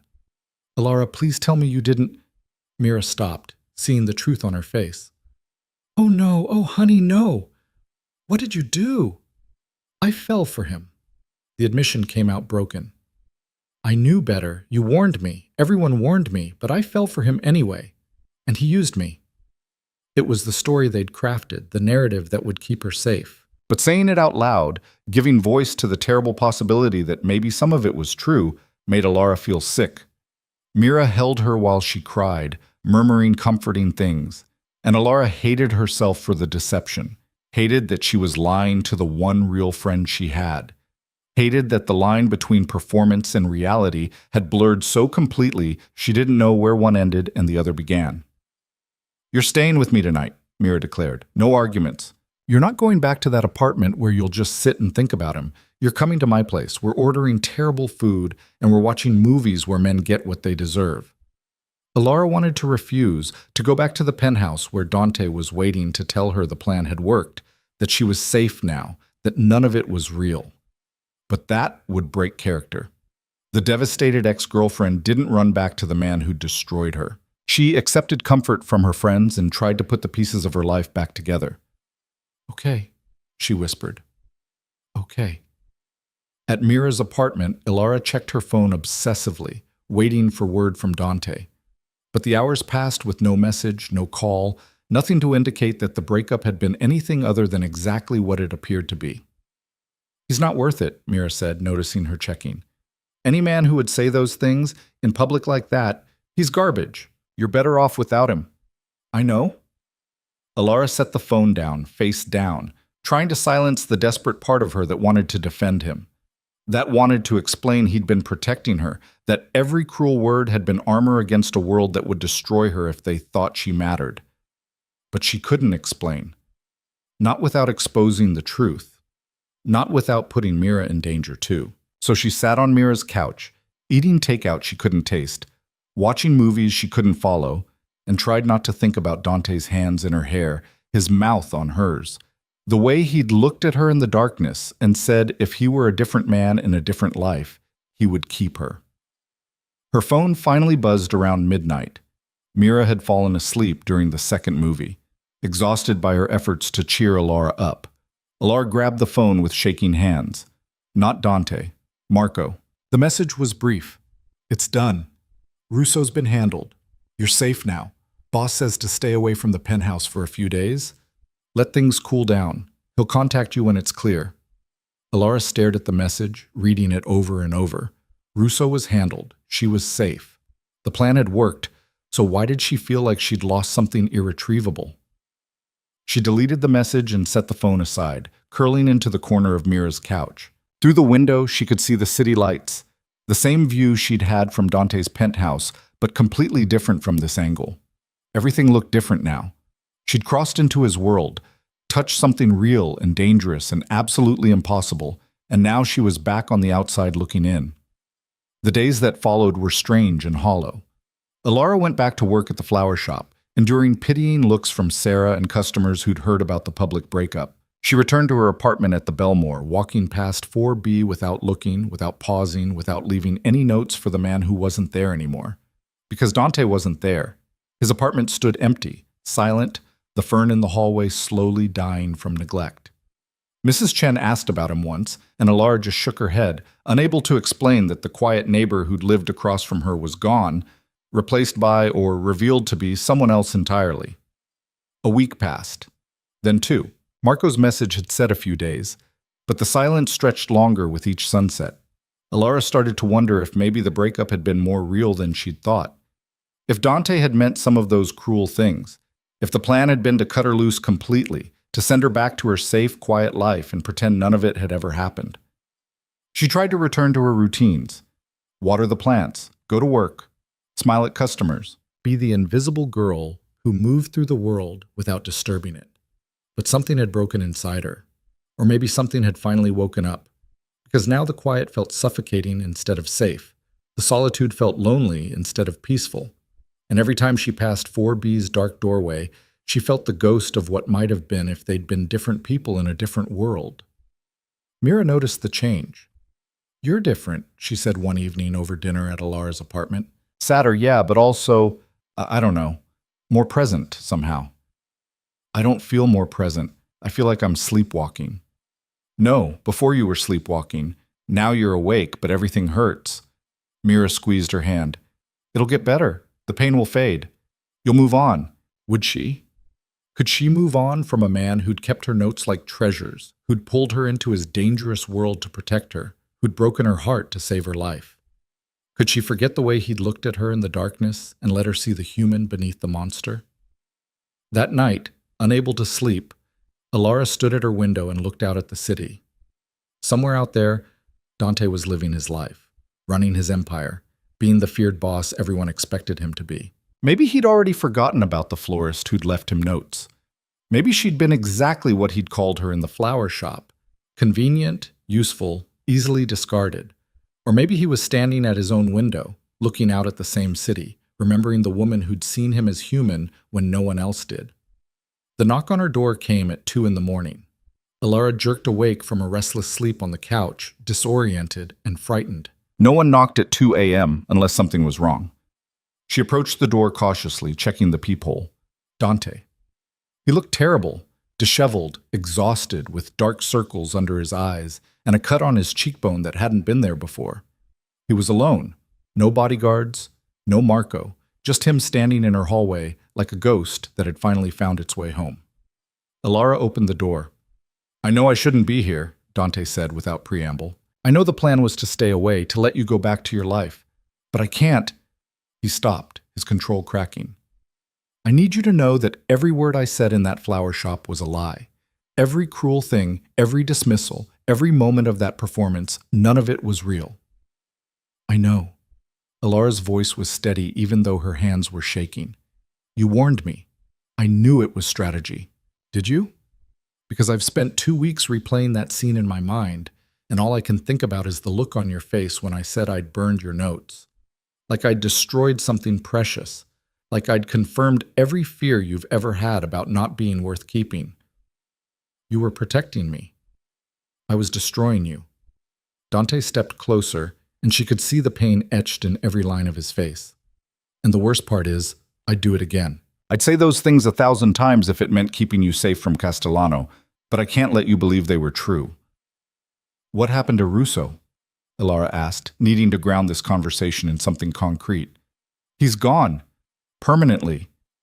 Dante said it without elaboration, and Alara understood what gone meant in his world. The traitor's been eliminated, Castellano's lost interest in you, and you're safe. The plan worked perfectly. Then why are you here? Because I can't stop thinking about you. The confession came out raw. Because I kept your notes even though I told you I burned them.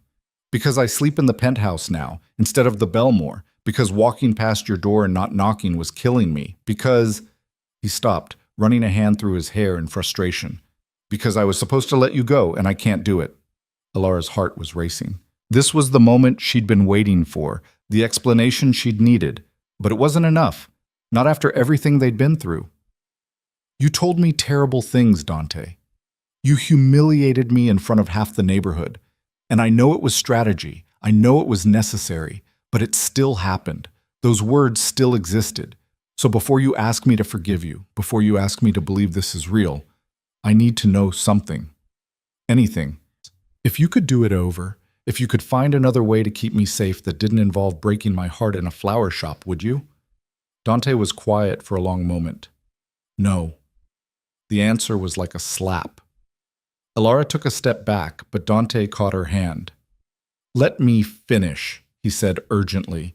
I wouldn't change what I did because it worked, because you're alive and safe and free from my world. But I would change what came after. I wouldn't have stayed away for 2 weeks. I wouldn't have let you think for even a moment that those words were true. I would have come to you the same night, told you the plan had worked, held you while you processed what we'd done together. Why didn't you? Because Marco said it was safer to wait, to let the story settle, to make sure Castellano had completely lost interest before we had any contact. Dante's grip on her hand tightened.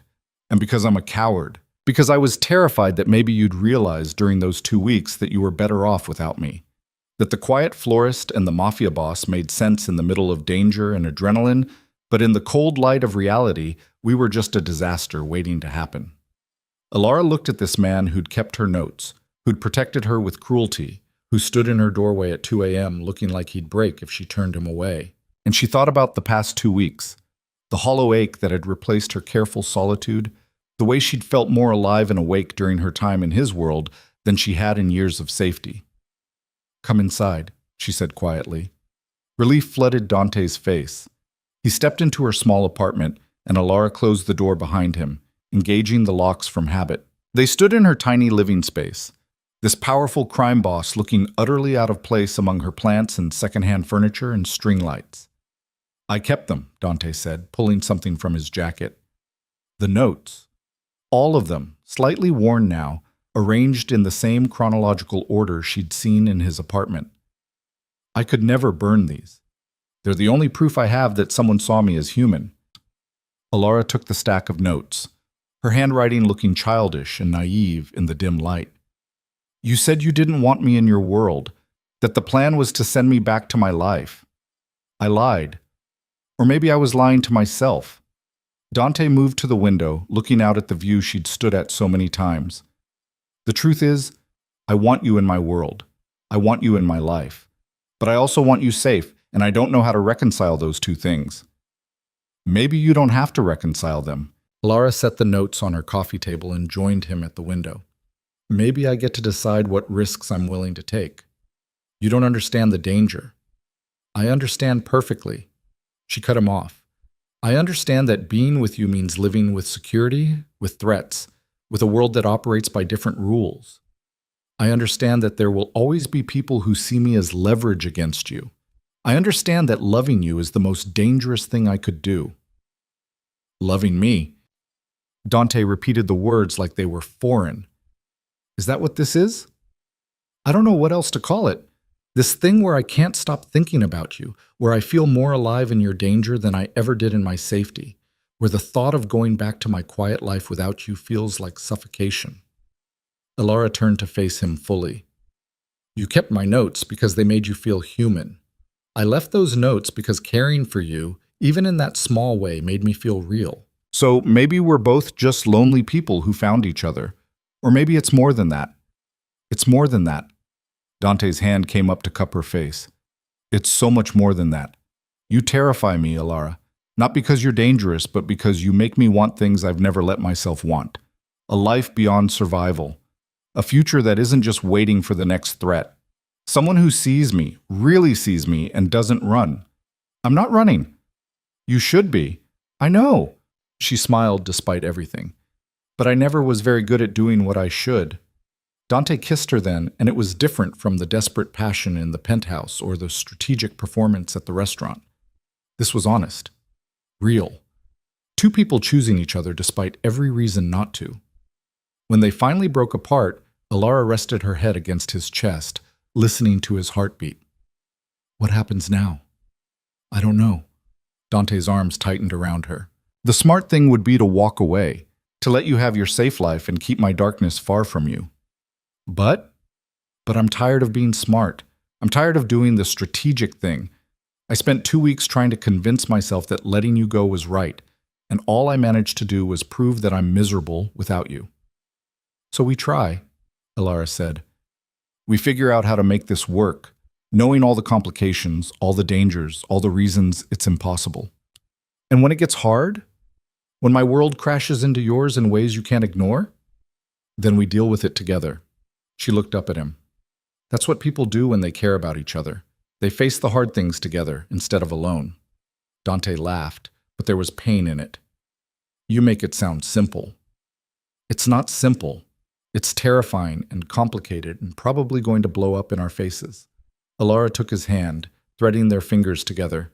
But I've spent my whole life choosing safe and simple, and it left me alone in a small apartment, talking to plants because they were less threatening than people. I don't want that anymore. I want messy and dangerous and real. I want you.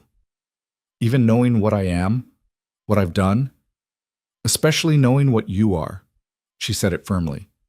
Because I've seen you, Dante. Not just the crime boss everyone fears, but the man who keeps notes like treasures and fixes hallway lights and cares for dying ferns. That man is worth the risk. For the first time since she'd met him, Dante looked like he might cry. I don't deserve you. Probably not, but you're getting me anyway. Elara pulled him toward her couch. Now sit down and tell me what actually happened these past 2 weeks. Not the sanitized version, the truth. So Dante sat in her small apartment surrounded by her plants and her carefully constructed safe life. And he told her the truth.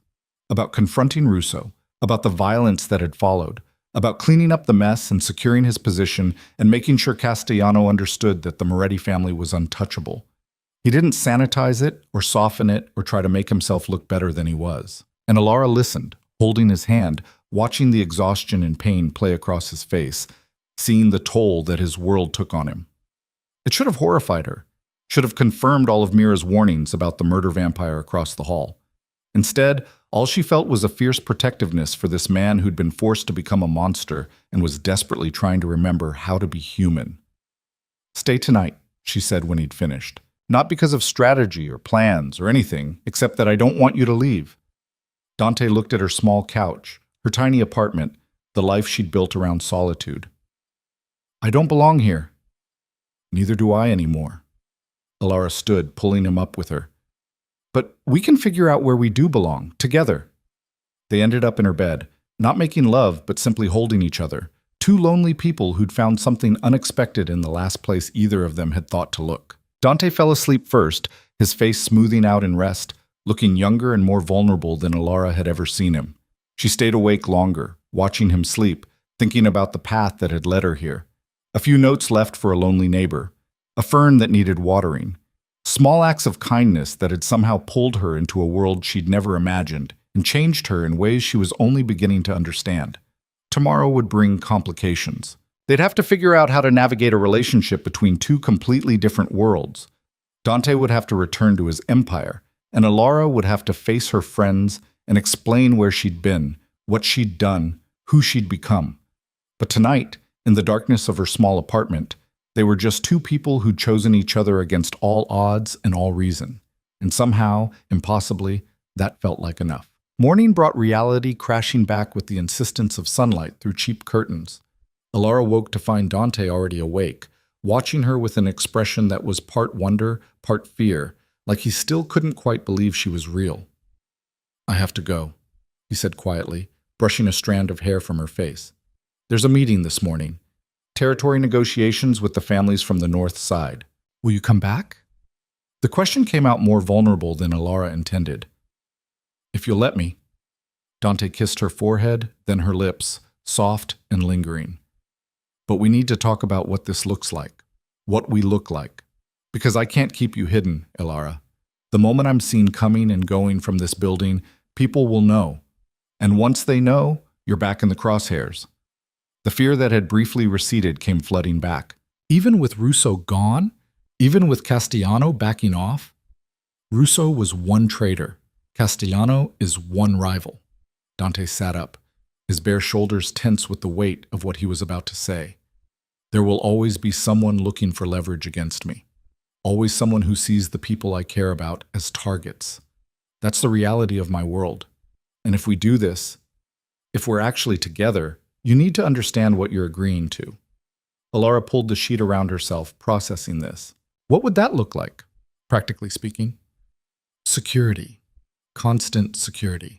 Marco or someone like him always nearby. Your movements tracked, your routines monitored, your shop swept for bugs and cameras regularly. He turned to look at her. Your freedom traded for safety. Is that something you can live with? She should have said no, should have recognized that what he was describing wasn't a relationship but a gilded cage. But Alara thought about the past 2 weeks, the hollow ache of trying to return to her quiet life, the way everything had felt muted and gray without him. Can I still work at the flower shop? Dante's expression softened slightly. Yes, but with security present. Can I still see Mira? Have friends? Have a life beyond being your girlfriend? Yes, all of that. I don't want to own you, Alara. I just want to keep you alive. Then I can live with it. She reached for his hand. But I have conditions too. Such as? You don't get to make decisions about my safety without consulting me. You don't get to pull another flower shop scene without warning me first.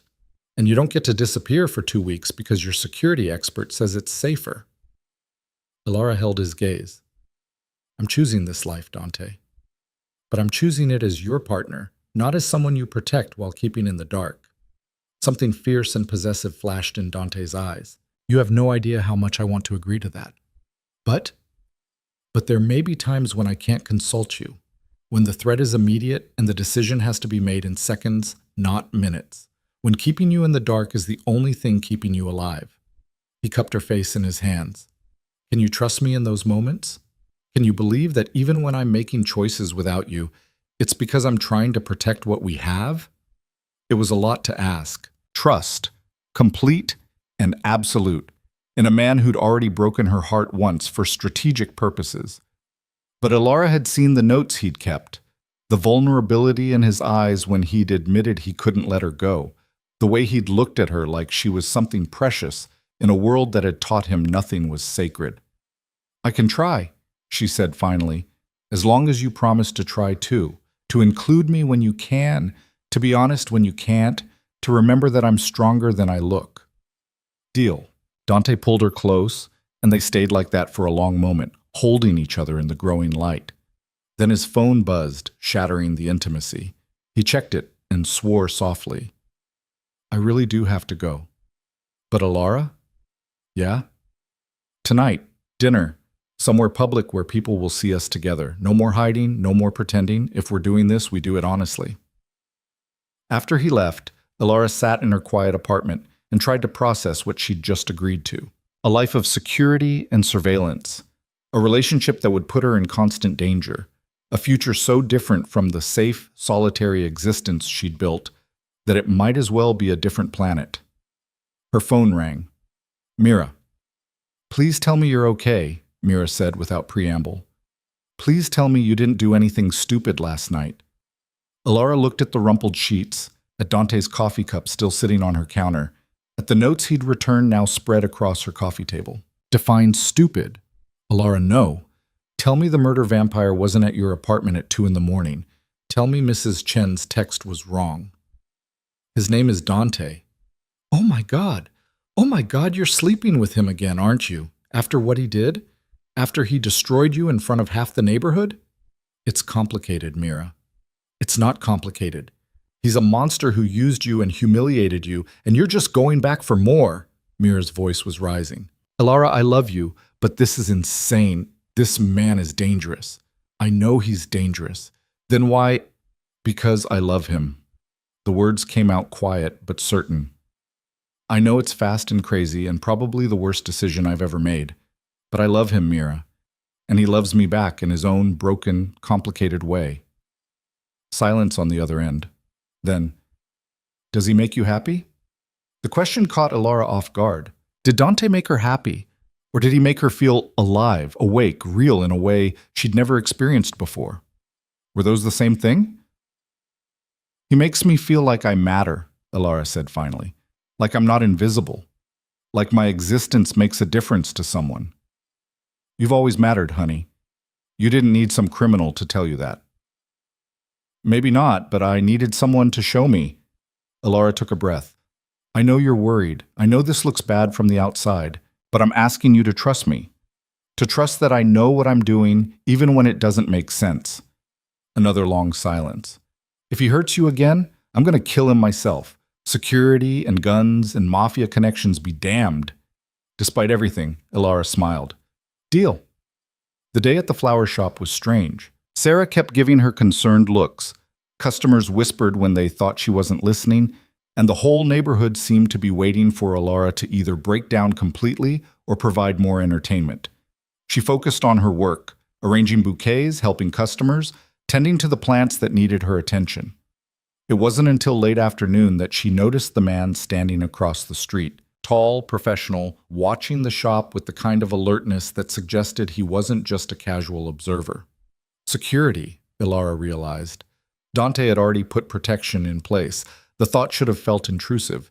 Instead, it felt oddly comforting. Like even when he wasn't physically present, Dante was making sure she was safe. Her phone buzzed with a text. Wear something nice. Picking you up at 7. D. Alara closed the shop early, ignoring Sarah's knowing look, and went home to prepare. She stood in front of her closet, realizing that most of her wardrobe consisted of comfortable work clothes and pajamas. Nothing appropriate for dinner with a crime boss. Another text. Marco's wife sent something to your apartment. Should be there now. Sure enough, when Alara checked her door, there was a garment bag hanging on the knob. Inside was a dress. Emerald green, elegant without being flashy, clearly expensive, but not ostentatious. It fit perfectly, and when Alara looked at herself in the mirror, she saw someone who could belong in Dante's world. Someone confident and put together instead of the shy florist who hid behind her plants. Dante arrived exactly at 7, and the look on his face when she opened the door made all of Alara's uncertainty worth it. You're beautiful, he said simply. You clean up pretty well yourself. And he did. Charcoal suit, white shirt open at the collar, hair styled back in a way that emphasized his sharp features. He looked every inch the powerful boss, except for the way he looked at her, like she was the only thing in the world that mattered. The restaurant was different from Aurelio's. Brighter, more open, the kind of place that catered to legitimate business dinners and anniversary celebrations. But Alara still recognized the calculating looks as they entered, still felt the weight of attention as Dante guided her to their table with his hand on the small of her back. They're staring, she murmured. Let them stare. Dante pulled out her chair, a gesture of old-fashioned courtesy that seemed at odds with his dangerous reputation. Let them see that you're with me, that you chose to come back despite everything. Won't that make me a target again? You're already a target. You were a target the moment you left your first note. Dante settled into his own chair, his dark eyes serious. But this time, everyone will know what happens to people who threaten you. This time, there's no question about whether you matter to me. The waiter came and Dante ordered wine without consulting the menu, clearly familiar with this place. After the waiter left, Alara leaned forward. Tell me the truth. How bad is the gossip? What are people saying? That I'm a fool for taking you back? That you're either incredibly forgiving or incredibly stupid? That our relationship is either the most romantic thing they've ever seen or a disaster waiting to happen? Dante's lips curved slightly. Take your pick. What do you think it is? All of the above. He reached across the table for her hand.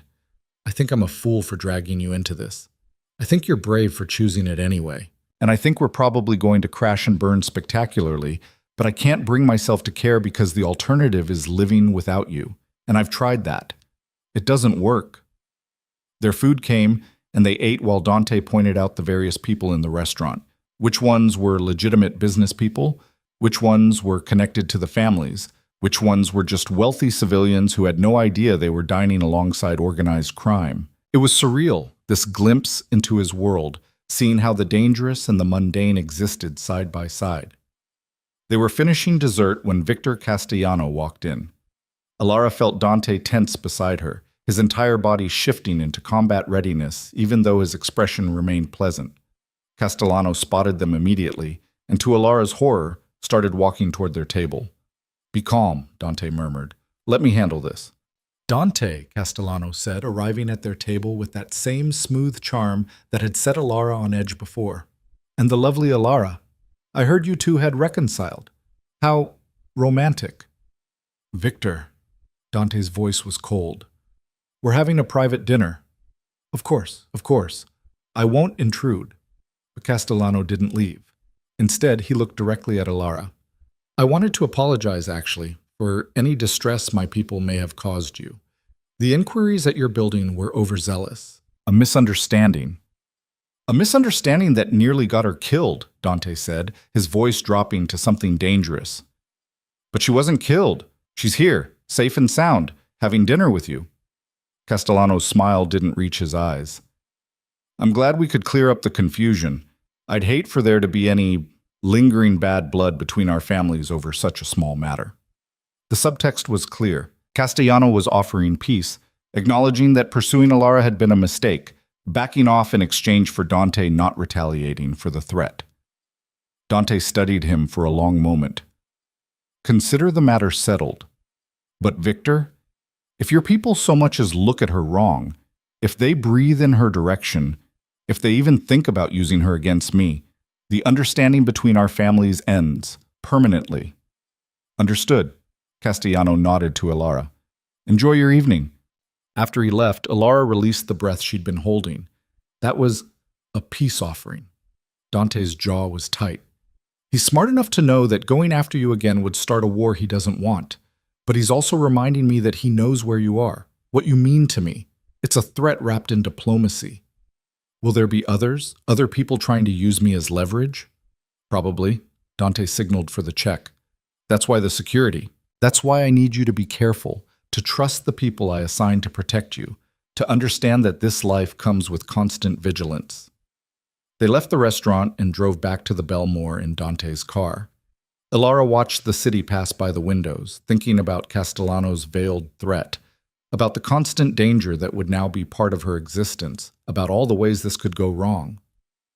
"Take me to your apartment," she said suddenly. "The one at the Belmore. I want to see it again." Dante glanced at her but didn't argue. They parked and rode the elevator up to the 4th floor, walking down the familiar hallway past Mrs. Chen's door and the Garcia twins' apartment, and finally arriving at 4B. The apartment looked exactly as Alara remembered it. The books, the comfortable furniture, the careful evidence of a man trying to create something like normalcy. But there was one difference. On the coffee table, in the exact same arrangement she'd seen before, were her notes. "You brought them back here," she said softly. "This is where they belong, where you first left them, where I first kept them." Dante stood behind her, his hands on her shoulders. "This is the place where we started, Alara, before the danger and the plans and the breakup. Just a florist and her neighbor, connecting through notes about ferns and umbrellas." Alara turned in his arms. "Can we go back to that? To something simple?" "No." Dante was honest, at least. "We can't go back. We can only go forward. But maybe we can build something new, something that acknowledges what we are. You with your flowers and kindness, me with my empire and violence, and finds a way to make those two things coexist. How? I don't know yet, but I have some ideas." He guided her to the couch, the same one where he'd first told her the truth about who he was. "I've been thinking about the future, about what happens when the immediate danger passes and we're left trying to build an actual life together. And I think I'm tired of just surviving, tired of running an empire built on things that keep me awake at night." Dante took her hands in his. "I've been talking to my lawyers, to my financial advisors. The Moretti family has legitimate business interests, the shipping companies, the warehouses, the distribution networks. What if we started shifting focus, phasing out the illegal operations, building up the legitimate ones?" Alara stared at him. "You're talking about going straight?" "I'm talking about finding a middle ground. I'll never be completely clean. There's too much history, too many obligations, too many people who depend on the family's power. But maybe I don't have to be the monster I've been. Maybe I can be something else." He looked at her with an intensity that stole her breath. "Maybe I can be the man you see when you look at me, the one who deserves the notes you left, the kindness you showed, the love you're offering. Dante, I know it won't be fast. I know it won't be easy, but I need you to know I'm trying. That being with you makes me want to be better than what I am. His voice roughened with emotion. You make me want to be human again, Ilara, and I'm willing to do whatever it takes to deserve that. Ilara felt tears gathering in her eyes. I don't need you to be perfect. I just need you to be honest, to let me in, to stop trying to protect me from every hard truth. Even when those truths are ugly? Especially then. She leaned forward, pressing her forehead to his. I fell in love with you knowing what you were. I'm not going to run when you show me the reality of that. They sat like that for a long moment, two people from completely different worlds trying to figure out how to build a bridge between them. Then Dante stood, pulling Ilara up with him. Come with me. I want to show you something. He led her to the bedroom, but instead of the bed, he went to the closet and pulled out a box. Inside were more notes, not just the ones Ilara had written, but new ones. Notes in Dante's sharp handwriting, dozens of them, all addressed to her. I started writing these during the 2 weeks we were apart, he said quietly. Things I wanted to tell you but couldn't. Apologies for the flower shop, explanations for my choices, promises I knew I couldn't keep but wanted to make anyway. He handed her the box. I thought about leaving them at your door, the way you left notes for me. But I was afraid you wouldn't want to hear from me, that I'd destroyed whatever we had too completely to repair. Ilara pulled out a note at random and read, I'm sorry. I know those words aren't enough, but they're all I have. I'm sorry for the things I said, for the way I hurt you, for using your kindness as a weapon in a war you never signed up for. If I could take it back, if I could find another way, I would. But I can't. All I can do is promise that I will spend every day trying to be worthy of the notes you left me. D. She read another. You were right about the loneliness. I've been alone so long I forgot what connection felt like. Now that I remember, now that I've experienced what it's like to be seen as human, I don't know how to go back to the isolation. You broke something in me, Ilara. Or maybe you fixed something that had been broken so long I'd stopped noticing. Either way, I'm changed, and I'm terrified. D. And another. I kept your notes because they were proof that kindness still existed in my world. Now I'm writing notes to you because I need to believe that redemption is possible. That a man who's done terrible things can still become someone better. That the monster can remember how to be human. You make me want to believe that. D. There were dozens more, each one a window into Dante's thoughts during their separation, each one raw and honest and absolutely real. Ilara read through them with tears streaming down her face, understanding for the first time just how much those 2 weeks had cost him, too. You kept writing to me, she whispered, even when you thought I'd never read them. I had to. It was the only thing keeping me sane. Dante pulled her close. You left notes for a neighbor you barely knew because you saw someone who needed kindness. I wrote notes I thought I'd never deliver because writing to you made me feel less alone. We're both lonely people reaching out through paper and ink, Ilara. We've been doing this dance since the beginning. Then let's stop dancing around it. Ilara set down the box and took Dante's face in her hands. Let's be together, really together. Not hiding, not pretending, not protecting each other from the truth. Just two people who found each other and decided they're worth the risk. Even knowing what it costs, what you're giving up? I'm not giving up anything that matters. The quiet life I built, the safety I hid behind, that wasn't living. It was just existing. She kissed him softly. You make me feel alive, Dante. Even when it's terrifying, even when it's dangerous, you make me feel like I matter. You do matter. You matter more than anything. They made love then, not with the desperate passion of their first night or the strategic performance of their public relationship, but with the honest intimacy of two people who'd finally stopped hiding from each other. Afterward, lying tangled together in Dante's bed, Ilara felt something settle in her chest, a certainty that this was right, despite all the reasons it was wrong. Move in with me, Dante said suddenly. Ilara pulled back to look at him. Here? In the Belmore? Here. Or the penthouse. Or somewhere completely new that's ours together. He brushed hair from her face. I'm tired of living in two separate worlds. I want to come home to you. I want to fall asleep beside you and wake up with you every morning. I want to build something real with you. That's fast. We've been doing everything fast. Why stop now? But his expression was serious. I understand if you need time. If you want to... Yes. Yes? Yes, I'll move in with you. Alara smiled at his surprise. You're right. We've been doing everything fast. And it's terrifying and probably stupid and definitely not what anyone would advise. But I don't care. I want to be with you, Dante, completely. No more separation, no more hiding, just us. The next few weeks were a whirlwind of change. Alara gave notice on her apartment at the Belmore, though Dante convinced her to keep it, to have a place that was purely hers if she ever needed space. She moved most of her things to the penthouse, her plants, her books, her small collection of treasures that made a space feel like home. The succulent Dante had given her found a place on the windowsill, thriving under her care. The flower shop remained her sanctuary. She worked her regular hours, though now with Marco or one of his team always present. The security felt intrusive at first, but gradually Alara got used to having a professional shadow. Marco was good at his job, present enough to be protective, but unobtrusive enough that customers barely noticed him. Mira took longer to accept the relationship. She visited the penthouse once, looked around at the expensive furniture and the city view and the clear evidence of Dante's wealth and power, and pulled Alara aside. Are you sure about this? She asked quietly. Really sure? I've never been more sure of anything. He destroyed you in public, Alara, in front of everyone. How do you just forgive that? Because I know why he did it. And because he spent every day since trying to make it right. Alara took her friend's hands. I know this looks crazy from the outside. I know you're worried, but I need you to trust that I know what I'm doing. Do you? Know what you're doing? No.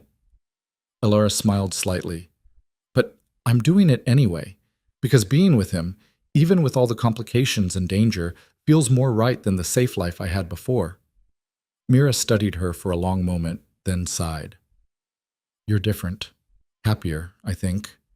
More present. I feel more present. Like I'm actually living instead of just going through the motions. Okay. Mira pulled her into a hug. But if he hurts you again, I'm serious about the killing him thing, Mafia boss or not. Dante, for his part, was making good on his promise to change. Alara watched him slowly, carefully begin to shift the Moretti family's operations. It wasn't dramatic. He couldn't just walk away from decades of history and obligation, but he started declining certain deals, redirecting resources toward legitimate businesses, building a foundation for a future that didn't depend entirely on illegal operations. It'll take years, he told Alara one night as they stood at the penthouse windows looking out at the city, maybe decades, and I'll never be completely clean. There's too much history, too many people who depend on the family's protection, but I can try to be better than I was. That's all anyone can do. Alara leaned against him. Try to be better. You make it sound simple. It's not simple, but it's worth it. She turned in his arms. You're worth it. The threats didn't disappear entirely.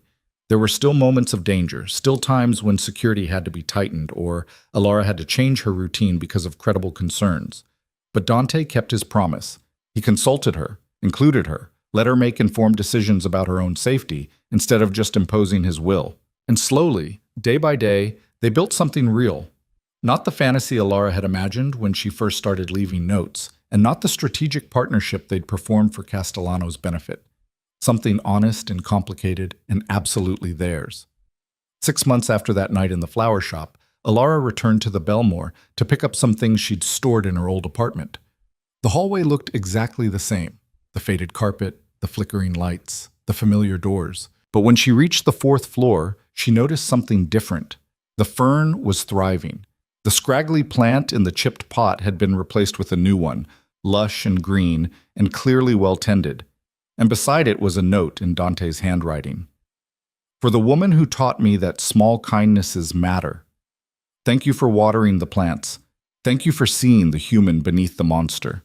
Thank you for leaving notes that changed my life. D. Alara felt tears prick her eyes. She pulled out her phone and called Dante. I found your note, she said when he answered. I was hoping you would. She could hear the smile in his voice. I've been taking care of it every Wednesday, just like you used to. Seemed wrong to let it die after everything it represents. What does it represent? The beginning. The moment you decided a lonely neighbor needed some kindness. The moment everything changed. A pause. I love you, Alara. I don't say it enough, but I do. You saved me from a life of isolation and violence and convinced me I could be something more than what I was. I love you too. Alara traced the letters of his note with her finger. And you didn't need saving, Dante. You just needed someone to remind you that you were worth caring about. Same thing, isn't it? Maybe it was. Maybe love was always about reminding each other that you mattered, that you were seen, that you were worth the effort of reaching across the distance. Maybe it was about small gestures and quiet moments, and the accumulation of kindnesses that built something stronger than any empire. Alara took Dante's new note and added it to the collection she kept in her nightstand. Both his notes and hers, the original ones and the new ones they'd started leaving for each other around the penthouse. Little reminders that they'd chosen each other, that they kept choosing each other, even when it was hard. That evening, Dante came home early. Alara heard him before she saw him, his key in the lock, his footsteps in the entryway. She met him in the living room, and he pulled her close without a word, just holding her in the golden light of sunset. Rough day? She asked. Long day. Better now. He kissed the top of her head. I talked to my lawyers about the foundation. They'd been discussing it for months, a foundation that would use the Moretti family's resources to help people who'd been caught up in the cycles of poverty and crime that the families often exploited. Education programs, job training, support for people trying to leave dangerous situations. A way to build something good from the empire of questionable morality. And? They think it's viable. We can start small, build it up over time. Dante pulled back to look at her. It was your idea. You should be part of it. Help decide where the money goes, which programs to support. I'm a florist, Dante. I don't know anything about running a foundation. You know about kindness, about seeing people who need help and actually helping them, instead of exploiting their vulnerability. His hands framed her face. You know about leaving notes for lonely neighbors and watering dying plants, and all the small ways people can make each other's lives better. That's exactly what we need. Alara thought about it. About taking the empire built on darkness and using it to create light, about transforming the Moretti family legacy from something feared to something that actually helped people. It wouldn't erase the past, wouldn't make Dante's history disappear, but it would be a step toward the future they were trying to build. Okay, she said, let's do it. The foundation launched 6 months later. They called it the Belmore Initiative, named after the building where they'd first met, where a lonely florist had left notes for an even lonelier crime boss. It started small, scholarships for kids in underserved neighborhoods, job programs for people with records who couldn't get hired elsewhere, support services for families affected by violence. Alara threw herself into the work with the same quiet dedication she'd brought to her flower shop. She visited the neighborhoods the foundation served, talked to the people they were trying to help, made sure the money went where it would actually make a difference. And slowly, the Moretti name started to mean something different. Not just fear and power, but also hope and opportunity. Dante watched her work with an expression of constant amazement, like he still couldn't quite believe this woman had chosen him, like he was waiting for her to realize what she'd gotten herself into and walk away. But Alara never walked away. Through the foundation work and the security scares and the complicated navigation of 2 very different worlds, she stayed. Because love, she'd learned, wasn't about finding someone perfect. It was about finding someone worth fighting for and choosing them every single day.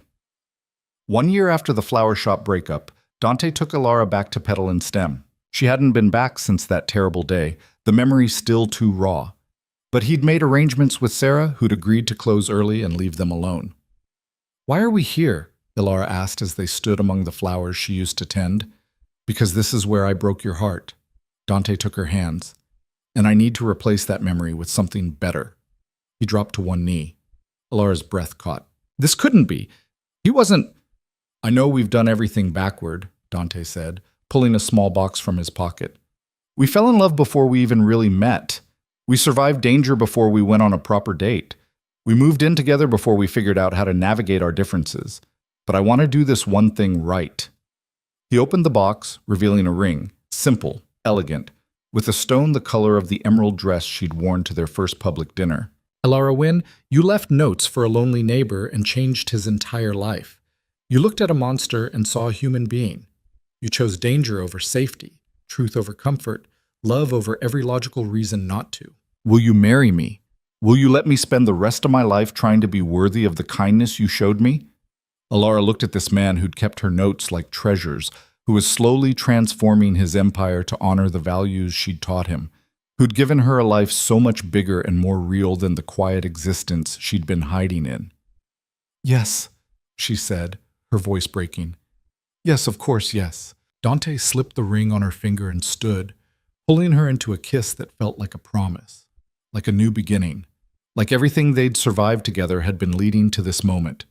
They were married 6 months later in a small ceremony at the Belmore, not in the building itself, that would have been too strange, but in the small courtyard garden that Elara had slowly transformed with the owner's permission. She'd planted flowers there, installed benches, created a small oasis of beauty in the middle of the urban landscape. Mira was her maid of honor, still slightly suspicious of Dante, but unable to deny that Elara was happier than she'd ever seen her. Marco stood as Dante's best man, the professional security chief looking uncomfortable in his formal suit, but genuinely pleased for his boss. The guest list was small, a handful of Elara's friends, some of Dante's most trusted associates, the neighbors from the Belmore who'd watched their strange romance unfold. Mrs. Chen cried through the entire ceremony. The Garcia twins provided enthusiastic applause at all the wrong moments. And when the officiant pronounced them married, when Dante kissed his bride in the garden she'd created from nothing, Elara thought about how far they'd both come. From lonely neighbors leaving notes across a hallway to partners building a life together. From isolation to connection. From hiding to being fully, completely seen. The reception was held at the penthouse, and as the party wound down and guests started leaving, Elara found herself standing at the window with Dante, looking out at the city that had brought them together. "Do you ever regret it?" Dante asked quietly. "The quiet life you gave up? The safety you traded for this?" Elara thought about her small apartment, her solitary routines, the carefully maintained walls she'd built around her heart. Then she thought about the foundation they'd built, the lives they were changing, the love they'd fought for against impossible odds. "Never," she said, "not for a single moment. Even when it's hard? Even when the danger feels too real? Especially then." She turned to face him, "Because the alternative is living half a life. And I did that for too long before I met you." Dante pulled her close, and they swayed to the distant music, the last guests forgotten. "Thank you," he murmured against her hair. "For what?" "For leaving notes, for watering a dying fern, for seeing something worth saving in a man who'd convinced himself he was beyond redemption." "You saved yourself, Dante. I just reminded you it was possible." "No." He pulled back to look at her, his dark eyes intense. "You saved me, Elara. Completely and absolutely. You took a lonely man living in the shadows and gave him a reason to step into the light. That's not just a reminder, that's salvation." Years later, when people asked how they met, Elara and Dante would smile at each other across whatever table they were sitting at and say they were neighbors.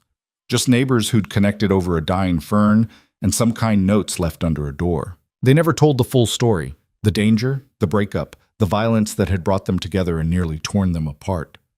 Some things were private, sacred, meant only for the two people who'd lived through them.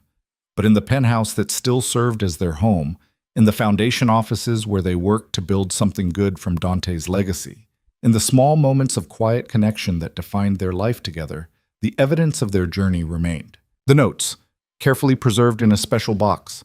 The fern from the hallway, still thriving under their joint care. The succulent Dante had given Elara, now surrounded by dozens of other plants she'd collected over the years. Small reminders of how they'd started, of the kindnesses that had built a bridge between two impossible worlds. The Belmore initiative grew, helping hundreds and then thousands of people escape the cycles of poverty and violence that the families had once exploited. Dante slowly, carefully transformed the Moretti Empire into something his wife could be proud of. Never entirely legitimate, but so much better than it had been. Better than he had been.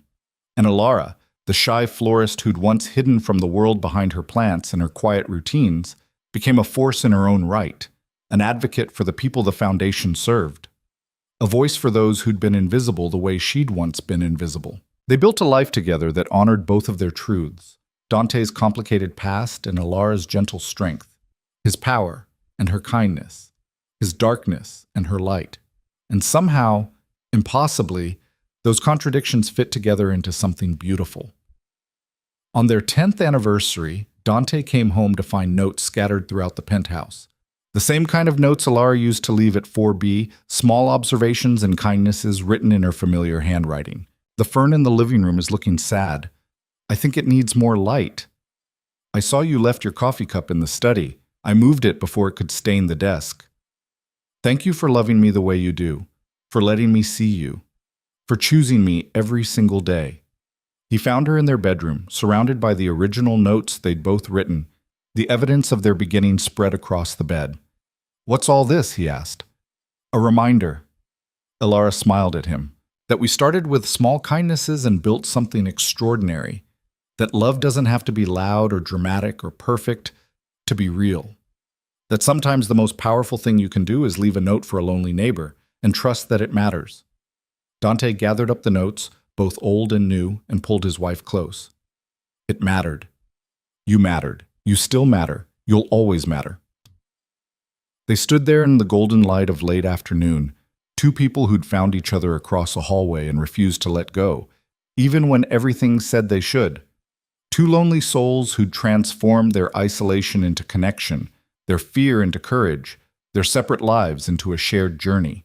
The florist and the crime boss, the woman who watered dying plants, and the man who'd convinced himself he was beyond saving. The most unlikely love story, built from notes and ferns and small acts of kindness that had changed everything. And in the end, that was enough. More than enough. It was everything.